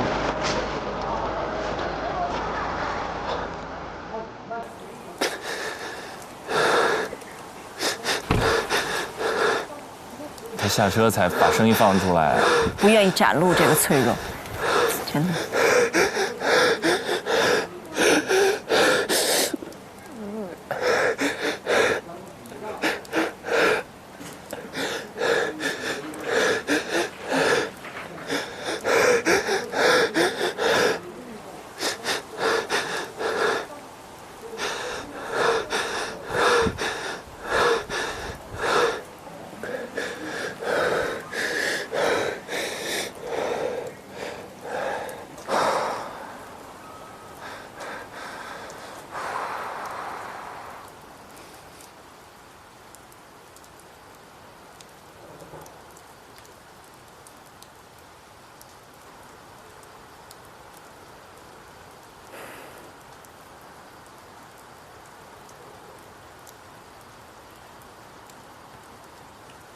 回吧。干嘛呀？待会儿。我不知道，不是我很懵，因为我很害怕，我很害怕明天搞砸，我也很害怕，我根本一点都不自信，我都是装的，根本。我面试的时候那个自信全是装的，我根本一点不自信。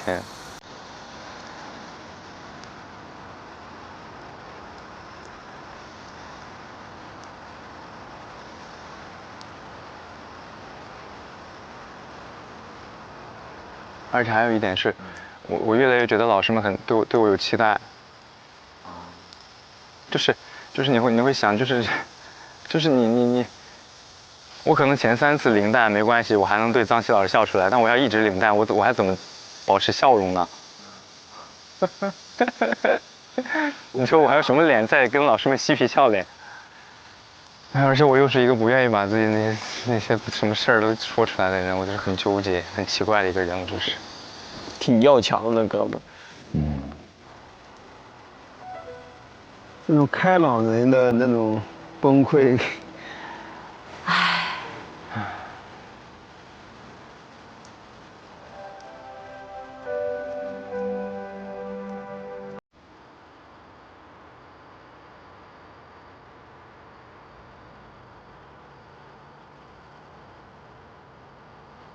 因为他们这个环境太极端了。是的，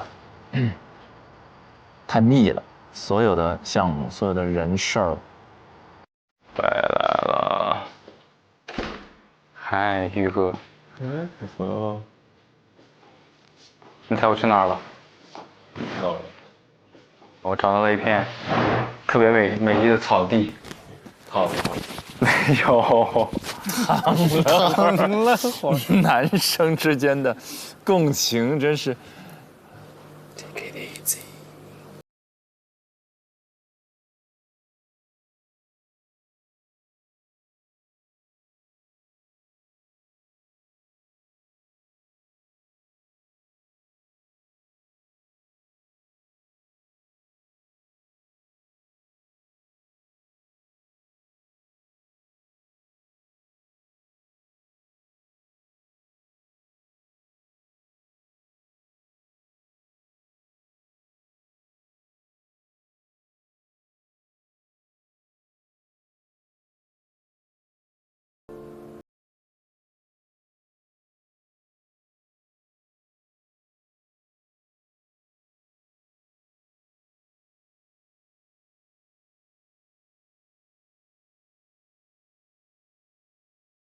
你看他怎么开场？我还没。对，我就是在看他是怎么开场的，所以我把这份找出来了。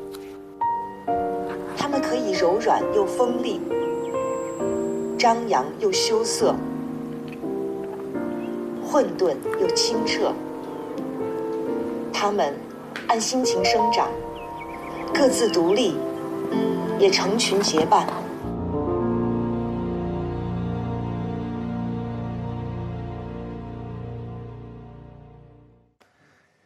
哎呀，哎，不是每一个男的都会安慰人的。我们的那套词儿就是，没事儿。这算啥呀？能咋的？能咋？能怎么办？所以这已经是直男安慰人的最高水平了，对吗？最顶级的就是他说他的困境啊，噼里扑噜噼里扑噜，非常崩溃，说我怎么着，然后旁边哥们儿。那咋办？你这种，还有那种，他说完困境说，所以咱一会儿去吃啥呀？这比较常见。所以你们判断王玉的那个现场是他的确没注意到姿态的情绪，还是说他可能注意到了，只是不知道用哪种方式来安慰，所以就开始进入谈工作来转移话题，解决问题？肯定没注意到，我感觉没注意到，应该不会有一个男生看另外一个男生哭了，然后装没看见吧？应该不存在这种事儿吧？怎么也得问你咋了？你咋了？对，怎么也得问一句吧。但子泰这次哭是，其实是我是最没有想到的，因为他之前一直在镜头前展露出的那种整体的状态不太有所谓，而且就是懂事儿，他会把身边所有人照顾得非常好，而且所有人情绪的时候都想在他身边，就他能给一个最坚定的支持、拥抱和安慰。但是我们确实忽略了这一点，就是那谁来安慰他呢？他也是0分，但是也不是王宇没有发现，也是他专门避开了。对，他其实很害怕在别人面前袒露他的这一面。是的，他在车上的时候，由于距离近，他声音都没有发出来，推开门才开始抽泣。我觉得这种克制也到了太极致的情况了。我觉得这个太极致了。我有过一模一样的经历，就是在2020年。反正就是那一年做的所有事情都是不顺，有中途腰斩的，有最后面临门一脚失败的，就所有的事情都是失败 ，no。有一天晚上，我坐在回学校的那个车上，我也没觉得说多难过，但是我就看着窗，我说我怎么回事？怎么就给我搞成这样子？就那个泪水就突然间下来了。就有点想不明白为什么。你考研了，子琪？没考研。你看这是男生，他在说他流泪，他没考研了。考研了，我在流泪，哥们，没有特别理解，真的特别理解。超级懂那种。行了，别找我了。哎，其实你们知道吗？你们的这个哭，就底层那个心理状态，其实跟子泰是一模一样的。因为这是职场的特别典型的一种沮丧，叫你会发现说你努力无效。对，因为你在学校里所有的努力都是有效的嘛，对吧？你多背2单词儿，你就是多得2分啊。但是你会到职场的时候，突然就发现说，你有可能努力依然不会赢，你就不知道怎么抓住这个机会。也是一个很宝贵的经历，确实。但其实子泰刚才还提到了一个词儿，跟鲁豫老师沟通的时候说到一个词儿，也让人很心疼，就是他说我从小就是个懂事的小孩。然后鲁豫老师当然也讲了，说其实不是一个小孩应该有的优良品质，懂事。你们生活中从小到大有人说过你们是懂事儿的小孩吗？我还算是懂事儿的。俊林呢？好像我就没有什么叛逆期之类的。那我知道了，赫儿还在后头呢，还在后边，还没到。原来我之前有一段时间，我一直就是跟媒体特别自信声称我从来没有叛逆过，后来就突然有那么1、2年就叛逆了，就不行了，说什么都是错的。然后我一想，这不就是15、16岁青春期的那个状态吗？叛逆期的是。哦，就是说叛逆期是人生必经的一段经历吗？我现在感觉是的。他有什么具体的临床就是有什么症状吗？你可以用临床这2个字，陈老师，因为真的就是感觉激素啊什么的全不对了。怎么感受呢？什么样的感受到底？就是你心里会无名火。对，听到某些话之后，突然那激素就开始激素上升了就。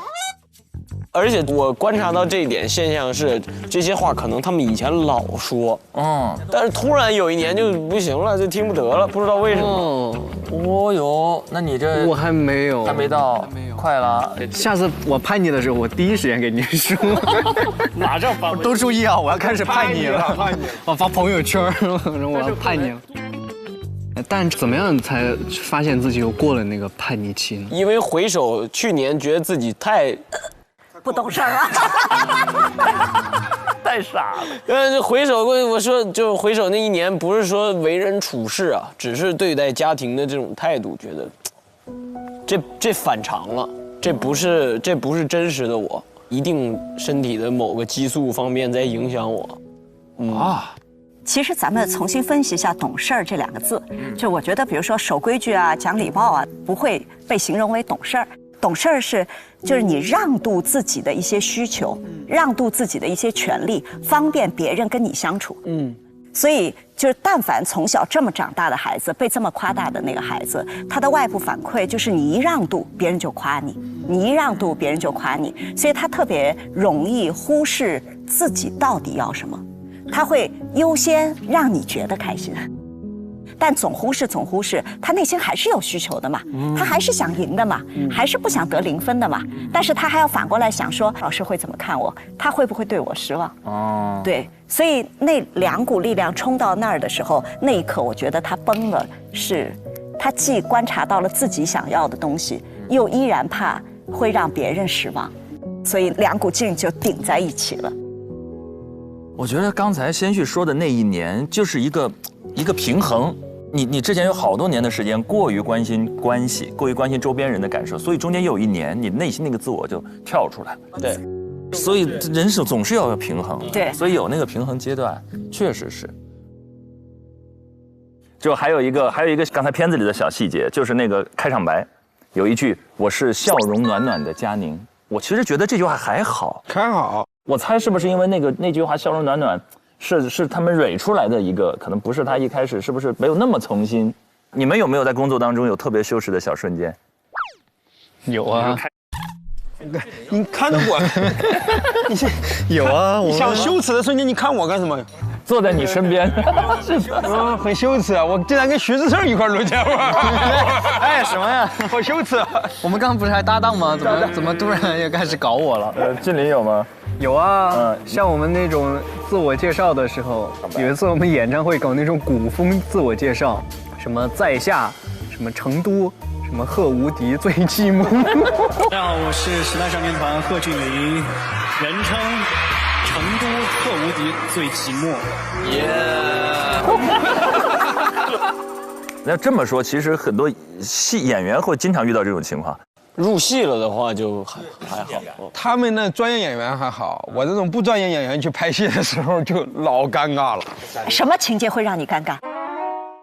我有一回拍那个戏，现在想想都觉得尴尬。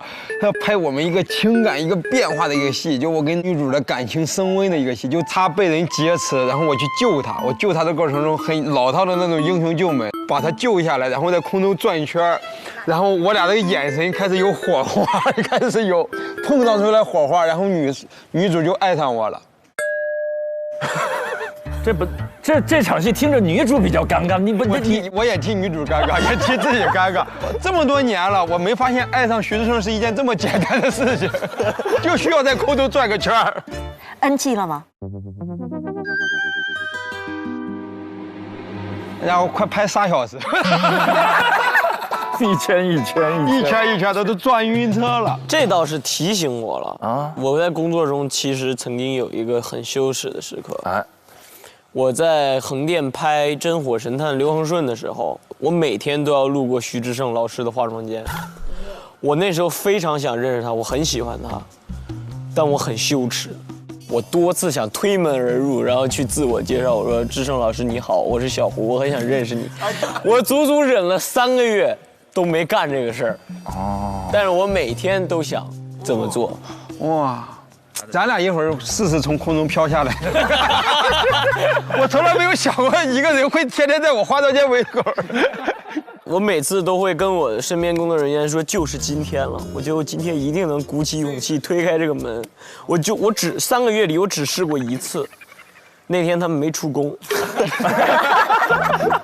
门在里边是反锁的，推了一下没推开，我说哦，缘分没到。可能全组都去看那个英雄救美去了，看那转圈现场去了。终于要到他们的考核正片上线的时候了，东方星娱乐还有遇见他们表现到底如何？一起来看一看。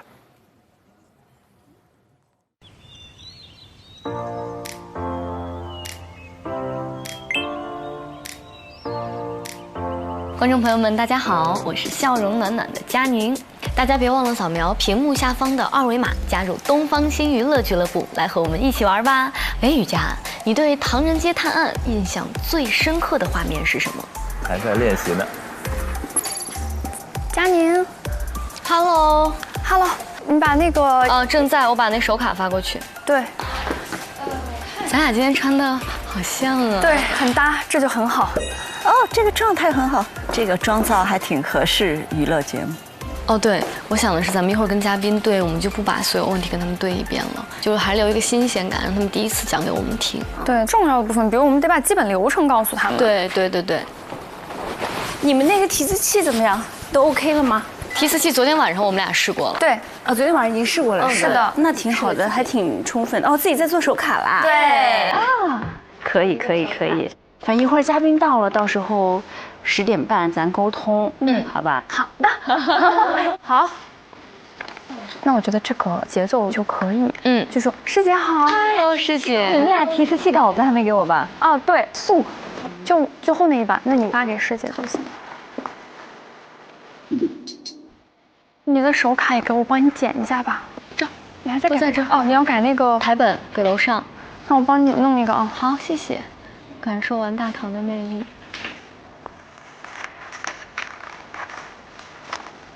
左上角。这是1对吧？对。好，嘉宾到了，你们俩抓紧时间啊。哦，好。那我们现在自己来叫嘉宾，对吧？好的。Hello， 小花老师，孟文老师。Hello， 来了。哎，介绍一下，这是我们今天的代教老师晨晨老师。哎 ，Hello， 你好。有那种看熟人的尴尬了，有点那种尴尬的感觉。走吧，我们要去迎接一下吧。好，走，把那个词先不拿了吧。Hello， 两位老师好。这是我们2位实习生同学，这是李雨佳，这是刘佳宁。你好。Hello。带2位老师去小会议室吧。好的，小万老师这边请。太客气了，这。我们坐哪儿？所以随便做吧，没关系，都可以。那你们俩先跟2位老师聊，好的，需要什么东西跟我说啊，没问题，我去打点水吧。好，你先坐。然后给老师们拿点吃的。好，太隆重了，这有点。2位老师刚刚堵吗？路上？还好，还行，挺早的，那就行。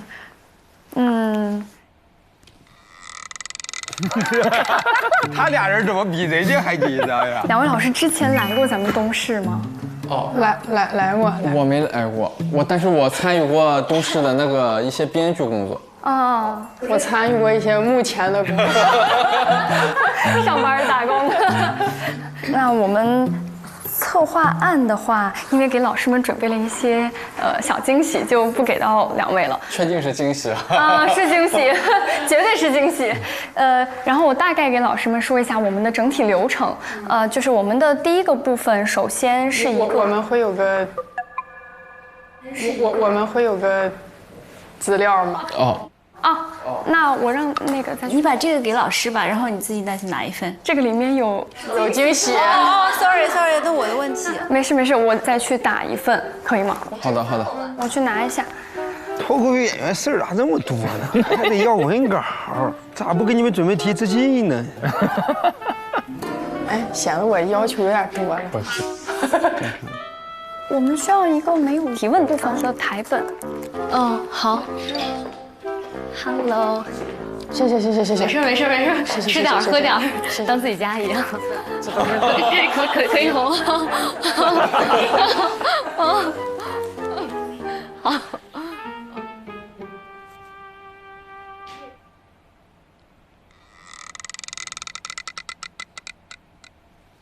嗨，没事，当自己家一样。哎呀，这脱口秀演员是。感觉比电视上看着2位老师还要好看一些，要不先还要好看一些，发个电子版给我什么？好的，小工作的信，省得大家，没事，我们也是习惯沉默的，没事。对，不尴尬。尬俩。没有，我先给2位老师简单的先介绍一下流程吧，然后一会儿雨佳会把打印下来的给2位老师看一下。好的。我们大概其实也很简单，今天就是一个东方新娱乐节目的录制。然后一开始呢是我跟雨佳，我们俩作为今天的主持人，做一些新闻资讯的一个简单的播报。要把2位老师请上来的时候，我们到时候会下来叫你们。我们会对2位，我们也不说采访了，我们就一起聊聊天儿。主要昨天的问题也大概同步了一下，反馈我们也已经收到了，然后觉得还有哪些有问题的点，然后或者说有哪些问题觉得不太合适，然后我们可以随时的进行调整。反应很快啊，很迅速，是，而且处理得很好，进入状态非常快。我没啥问题，我也没啥问题。太好了，老师们，这个是我们的节目策划台本。好的，谢谢。看看还有什么需要跟2位老师对一下的比较重要的部分。我有一个小建议啊，我就觉得这后面这个访谈可以加一点今年节目相关的问题吧。节目正在播，到时候你们对老师这一块其实我们是没有往台本里面去写的，因为我们是怕提前看了以后可能会没有新鲜感。对，惊喜在这儿呢，好家伙，我多嘴了。没有，那没有，您提的这个建议非常好，对，我们确实在采访的时候考虑到这点，没错。你们后边要聊那个脱口秀中的女性声音，你们今年2边节目都看了吗？对，看过了。那就还好。我们怕我们聊一些超出你们的里边，你们接不上。别这么贴心。对，就是咱们大家对齐一下。好的。我们俩出的任何问题都能当做对你们俩的考验。谢谢老师，原来是带着任务来的，还真是。那差不多，咱们就上去吧，你们俩就先上去吧。好的。一会儿见，朋友们啊。好，加油！拜拜，加油！你带他们上去吧。对，谢谢2位了。没事，多多包涵。没事，我俩也挺紧张的。你们俩挺紧张。也都经历过实习生那个阶段。再看看他们能不能让你们不紧张。我们有时候可能就是聊天开玩笑，可能怕把人家整紧张了。没事，你们就放松玩一下吧。好的，也都是年龄差不多，他们也很年轻，就 enjoy。他不年轻，二哥不年轻了，确实是。川儿哥多大？川儿哥89的，88。哦。感觉两位老师今天也都是抱着考核的心来的。刚刚在嘉宾来之前，其实你们该做的功课稿子都应该打好的。你们刚才有点乱，但是不要想了，好好考核吧。好的。主要我们好，来吧。你们确认一下，要该带上去的东西都带上去了吗？所有的道具。我们现在整理一下。吧。走吧。好。我觉得现在不是还有5分钟吗？我们上去走一下提问的走位。我也觉得。哇，来了。放在这边吧。好。两位，我跟你们说一下啊，开始之后，观众朋友们大家好，然后我是谁，我是谁。这个时候我们看摇臂。好。稍微停一下，不要停很久，就稍微顿一下，然后活力满满的瑜伽之后就看2号机，我2号就会推上来。好的。然后就跟着提词器读就可以了。好的。老师，我们拿一下提词器的控制器。哦，我是调耳机的音量吗？对。好，谢谢。走吧，我们去准备吧。这个就放这儿吧。不过了，对吧？来不及过了，咱俩咔之后再过吧。好。我们看一下站位。小姑娘还要往这边站一点。好。观众朋友们，大家好，我是笑容暖暖的佳宁。东方新娱乐都市文娱风向标。哎，我怎么觉得这提词器速度这么慢啊？你那样可以暂停不？我没法暂停，因为它你可以快进步，就是按那个试一下。哦，这样就快了。哦，好的。它是应该有快慢。我再确认一下，就东方新娱乐的时候，我们还在看上面，对吗？我说那一句都市文娱风向标，我们其实一直是看2号机。和您见面，然后我再转到这边来，是不？是的。加油！两位，我们准备。好的，好的。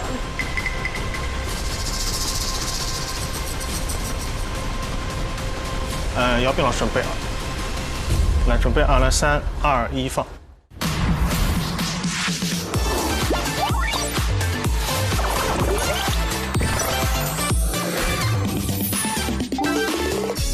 好，来了。来了。观众朋友们，大家好，我是笑容暖暖的佳宁。大家好，我是活力满满的雨佳。这里是东方新娱乐。东方新娱乐都市文娱风向标，每周1至周517点和您见面。大家别忘了扫描屏幕下方的2维码，加入东方新娱乐俱乐部，来和我们一起玩吧！还有超多的小福利会给大家送出哦。属于你的快乐主场已经开启，现在加入东方新娱乐俱乐部，不仅能和大家继续畅玩，还能解锁专属小福利，千万不要错过哟！千万别错过哦！哇，真的，他俩好适合这个节目啊，而且风格互补，一动一静。哎，雨佳，你对《唐人街探案》印象最深刻的画面是什么呀？哎呀，那必须是张子枫最后那邪魅的一笑，还有那个瘆人的表情和眼神，我到现在还记忆犹新。挺好的，非常稳。没错，哎，确实印象非常深刻啊。最近呢，我又被他彻底征服了。张子枫的悬疑新片《花样少女杀人事件》正在热映。电影讲述了一个花季少女在高压环境下逐渐走向疯狂和偏执。在电影里，她展现出了对眼神的精准切换。面对母亲是期待和讨好，面对对手又是嫉妒与不甘，真的是让人不禁感慨啊。在生活中这么可爱活泼的小女孩，在剧里竟然可以呈现如此反差的一面。没错，他俩是很符合这个娱乐节目调性的。这部电影不仅是他演技的大爆发，更是对于家庭关系、人性善恶的一次深刻探讨。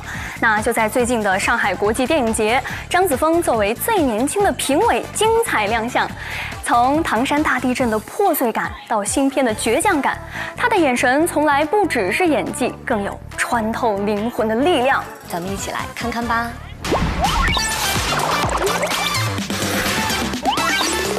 在00后新生代演员中，张子枫是个特别的存在。大家好，我是张子枫。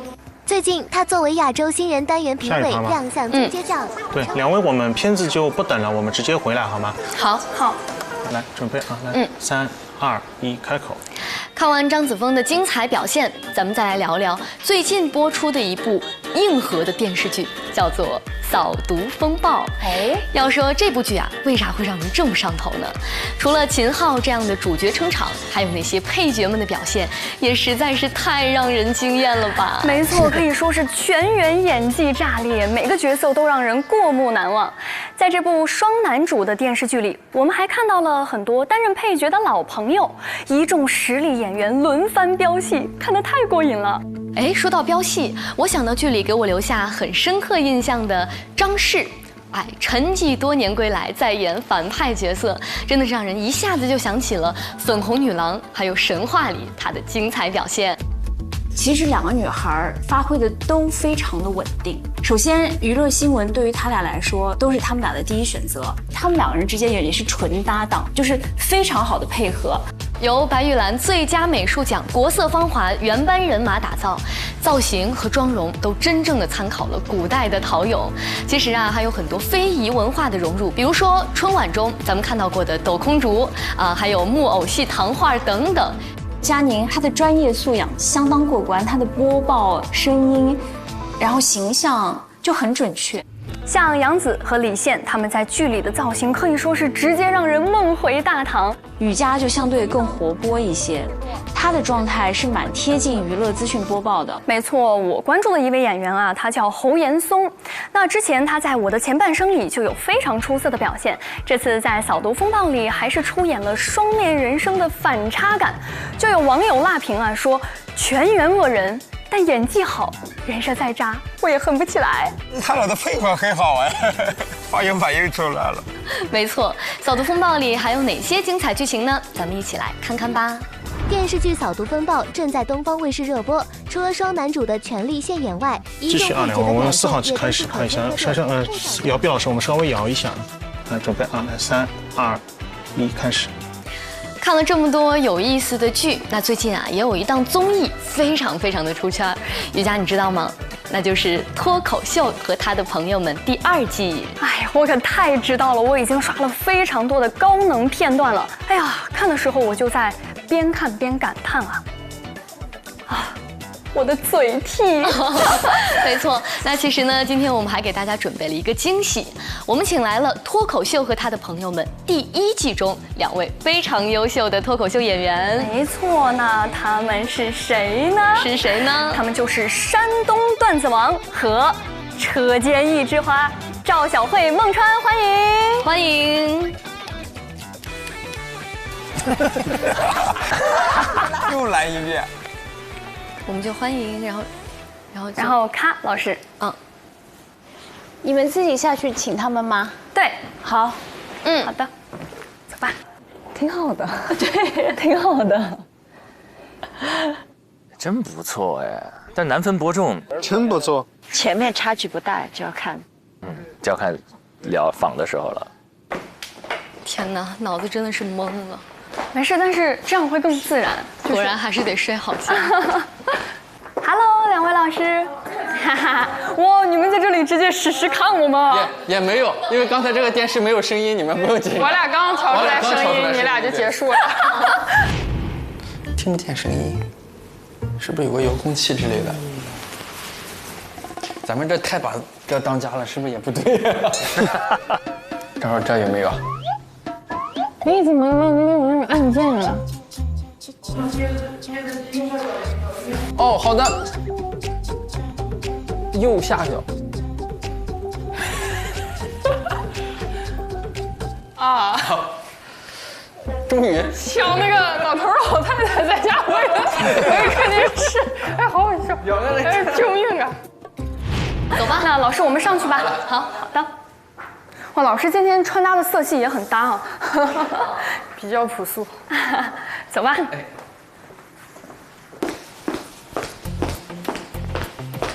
我一听高跟鞋，我都有点小紧张。对，不要紧张，该紧张的是我俩。看你们俩在镜头前表现挺自然的。那我们比如说就以这种做播的形态，相当于2位主持人，就是我们去访谈的话，有没有什么注意事项？就像晨晨姐之前跟我说的，把这儿当成你自己的家，你是在你家里邀请你的客人来，就是可以不用那么严肃，你们可以想想自己的角色定位，干货了。你们到底是跟受众去分享娱乐资讯的一个信息传播者呢，还是说你是一个邻家女孩，跟别人聊天的感觉？明白。好的，就是主持人他不是高高在上的嘛，他其实也是上网的，也是跟同龄人之间会很有共鸣的。所以有的时候呢，你们看到的一些网上网友很不错的评论啊，也可以有一些共鸣性的表达，当嘴替什么的。明白。专业就是专业。那其实呢，今天我们还给大家准备了一个惊喜，我们请来了《脱口秀和他的朋友们》第1季中2位非常优秀的脱口秀演员。没错，那他们是谁呢？是谁呢？他们就是山东段子王和车间一枝花赵小慧、孟川，欢迎，欢迎。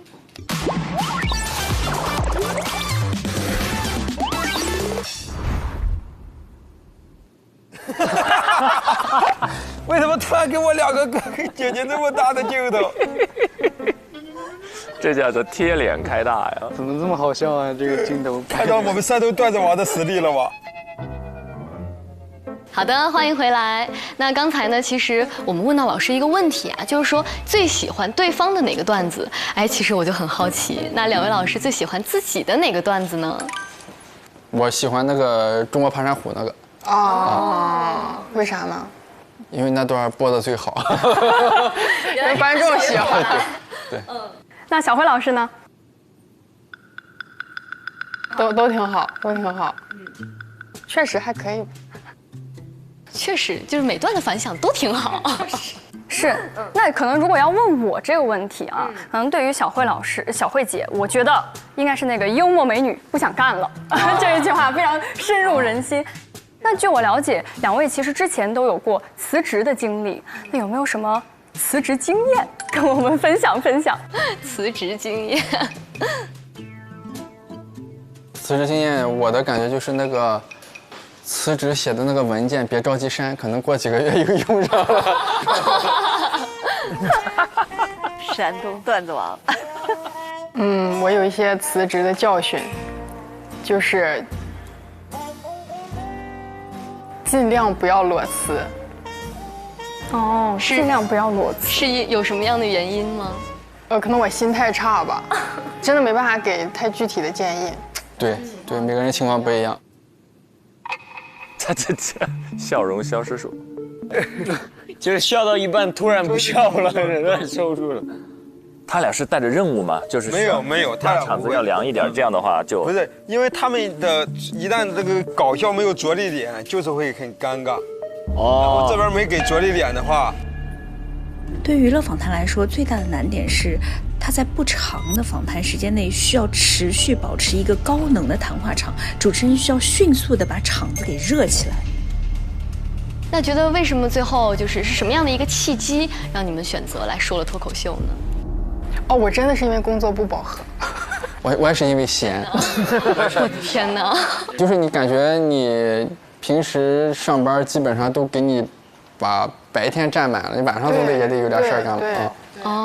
所以晚上看到没？怪不得人家能成功，就是白天的时候上好自己的本职工作，到了晚上还要加班写段子。完了，小慧姐还觉得自己在躺平呢。是啊，因为刚工作的时候，工作压力确实不大，然后工作量也不大，然后还有精力写段子。现在我这个工作状态就是很难再抽时间写段子。这都是提醒你老板看，加薪。之前我记得小慧姐提过，说就是自从说了脱口秀之后，这假都变得好请了，是真的吗？对，领导也怕耽误我在外面赚钱。领导知道给开的不够是吧？非常善解人意的。是江湖传言还是怎么说？有个大公司想请你过去当发言人之类的那种岗位。没有人找我干过这么重要的岗位，谁传的？谁在传？但是我看小慧姐经常在公司年会上当主持人，然后也会在上面说一些段子和脱口秀热场。敲钟的时候去了吗？在美国的时候没让去，然后在国内搞了一个假钟，然后每个人都能敲。哎，笑死了！太好笑了，那俩人。其实我们看到孟川老师刚才提到，又写小说啊，又写这个一些很多的段子，我就很好奇，因为像咱们平时也会写一些东西啊，但是写多了就会觉得，哎，真的觉得惨，就是已经没有灵感了，对，已经用不出来了。那所以想问一下孟川老师，有没有经历过这种就是灵感枯竭的这样的时候？进入状态了。咱们俩应该都会面临这样的问题。别咱们俩，你枯竭就说你枯竭。因为脱口秀其实消耗生活会比较大，就是你的消耗你自己的感受。对，你在那个舞台上吧，你可能要做到所谓的部分暴露，就是你得让观众感受到你这东西是你真实的反应、真实的人格。但是呢，你又得收着暴露。你现在就是感觉你暴露太多了也不好，就是你人性的那些弱点嘛，它恰好藏在喜剧里的时候，可能是最好的。现在刚刚这句话就暴露的太多了。其实现在可能在互联网上有很多这种关于脱口秀啊、女性声音，好像脱口秀中出现了越来越多的女性声音。那两位老师是怎么看待这种变化的？包括觉得跟第一季相比它最本质的这个区别是什么？我觉得是要越来越多女生，因为之前确实男生数量上来看的话是比女生要多很多的，所以我们一直也是很鼓励更多的女生参与到这个行业里面来，带来一些更新的视角跟感受。佳宁提的几个问题都是有敏锐度的。你们会更喜欢哪个题材方面的段子或脱口秀呢？或者说未来想看到这样的段子搬上舞台呢？哎，我都挺喜欢。今天看节目最大一个感受就是，希望能有更多样的演员进入行业。对。但是在这种场合之下呢，嘉宾的回答就很容易官方。那两位老师上场之前会有紧张吗？到底在哪个地方观众会笑？然后万一他们不笑又会怎么办？会不会有这样子的心理的预设？肯定会有吧。上台之前是，尤其是就是咱们写段子好多都还挺新的段子，他其实那段子心里是没底儿的，是开放麦。这种情况下应该想办法去挖嘉宾的故事，而不是观点。对。现在要看雨佳有一阵没说话了。对，我们也看到像孟老师把很多的可能和自己家庭啊、和女儿相处的日常啊，包括和妻子的很多日常都搬入到这个脱口秀的段子里。那你觉得就是讲了这些之后，对自己的生活有没有什么发生了什么样的改变？有没有什么影响？就比如女儿知道你把它写到段子里了吗？好。哎呀，这个别提了，因为那个女儿的幼儿园园长。你粉丝是准确说是脱口秀粉丝，但是前2天我女儿那个幼儿园毕业演出非让我去，这个很难拒绝，这很难拒绝，很难拒绝，但是也很难演，你知道那种场合。对，我知道这个故事。给幼儿园表演，跟家长们。小孩嘛，因为是又有小孩又有家长，你讲那东西，你小孩高兴还是让家长高兴，这也是个选择。没错。我就说我不讲脱口秀了，然后他说那你随便选一个，我就跟我女儿就是一块唱了个歌，然后就是我给她伴奏，但是呢就是那个，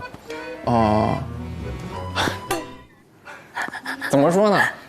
怎么说呢？拉下了浓墨重彩的一头。家长代表发言又让我上去了，然后呢，你作为一个脱口秀演员，你也不好意思光说话，一个梗也没有吧？讲了2个梗，的条子鸦雀无声，道心崩塌，真的是，我觉得我上来干啥呢？其实就幸好他们那个录像没放出来，我最后还挺开心的。道心崩塌。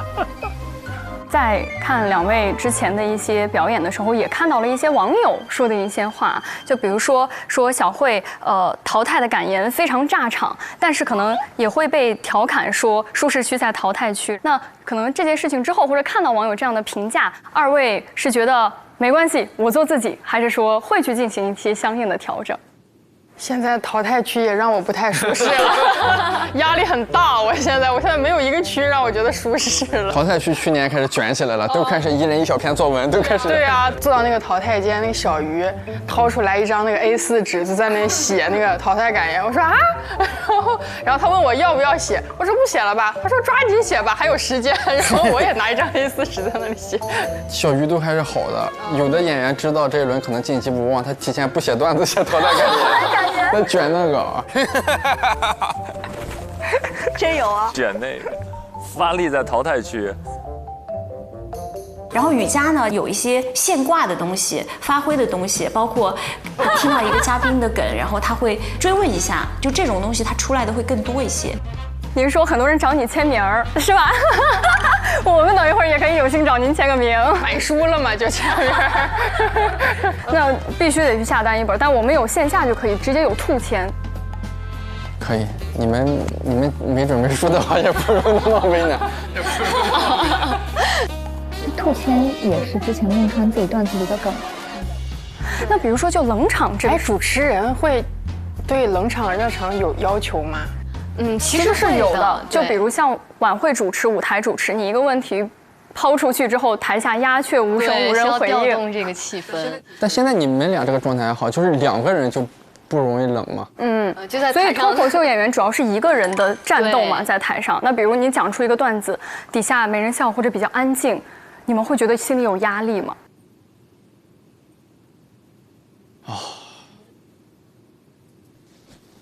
我都想长舒一口气。在舞台上有没有经历过这样的时刻？有，经常有。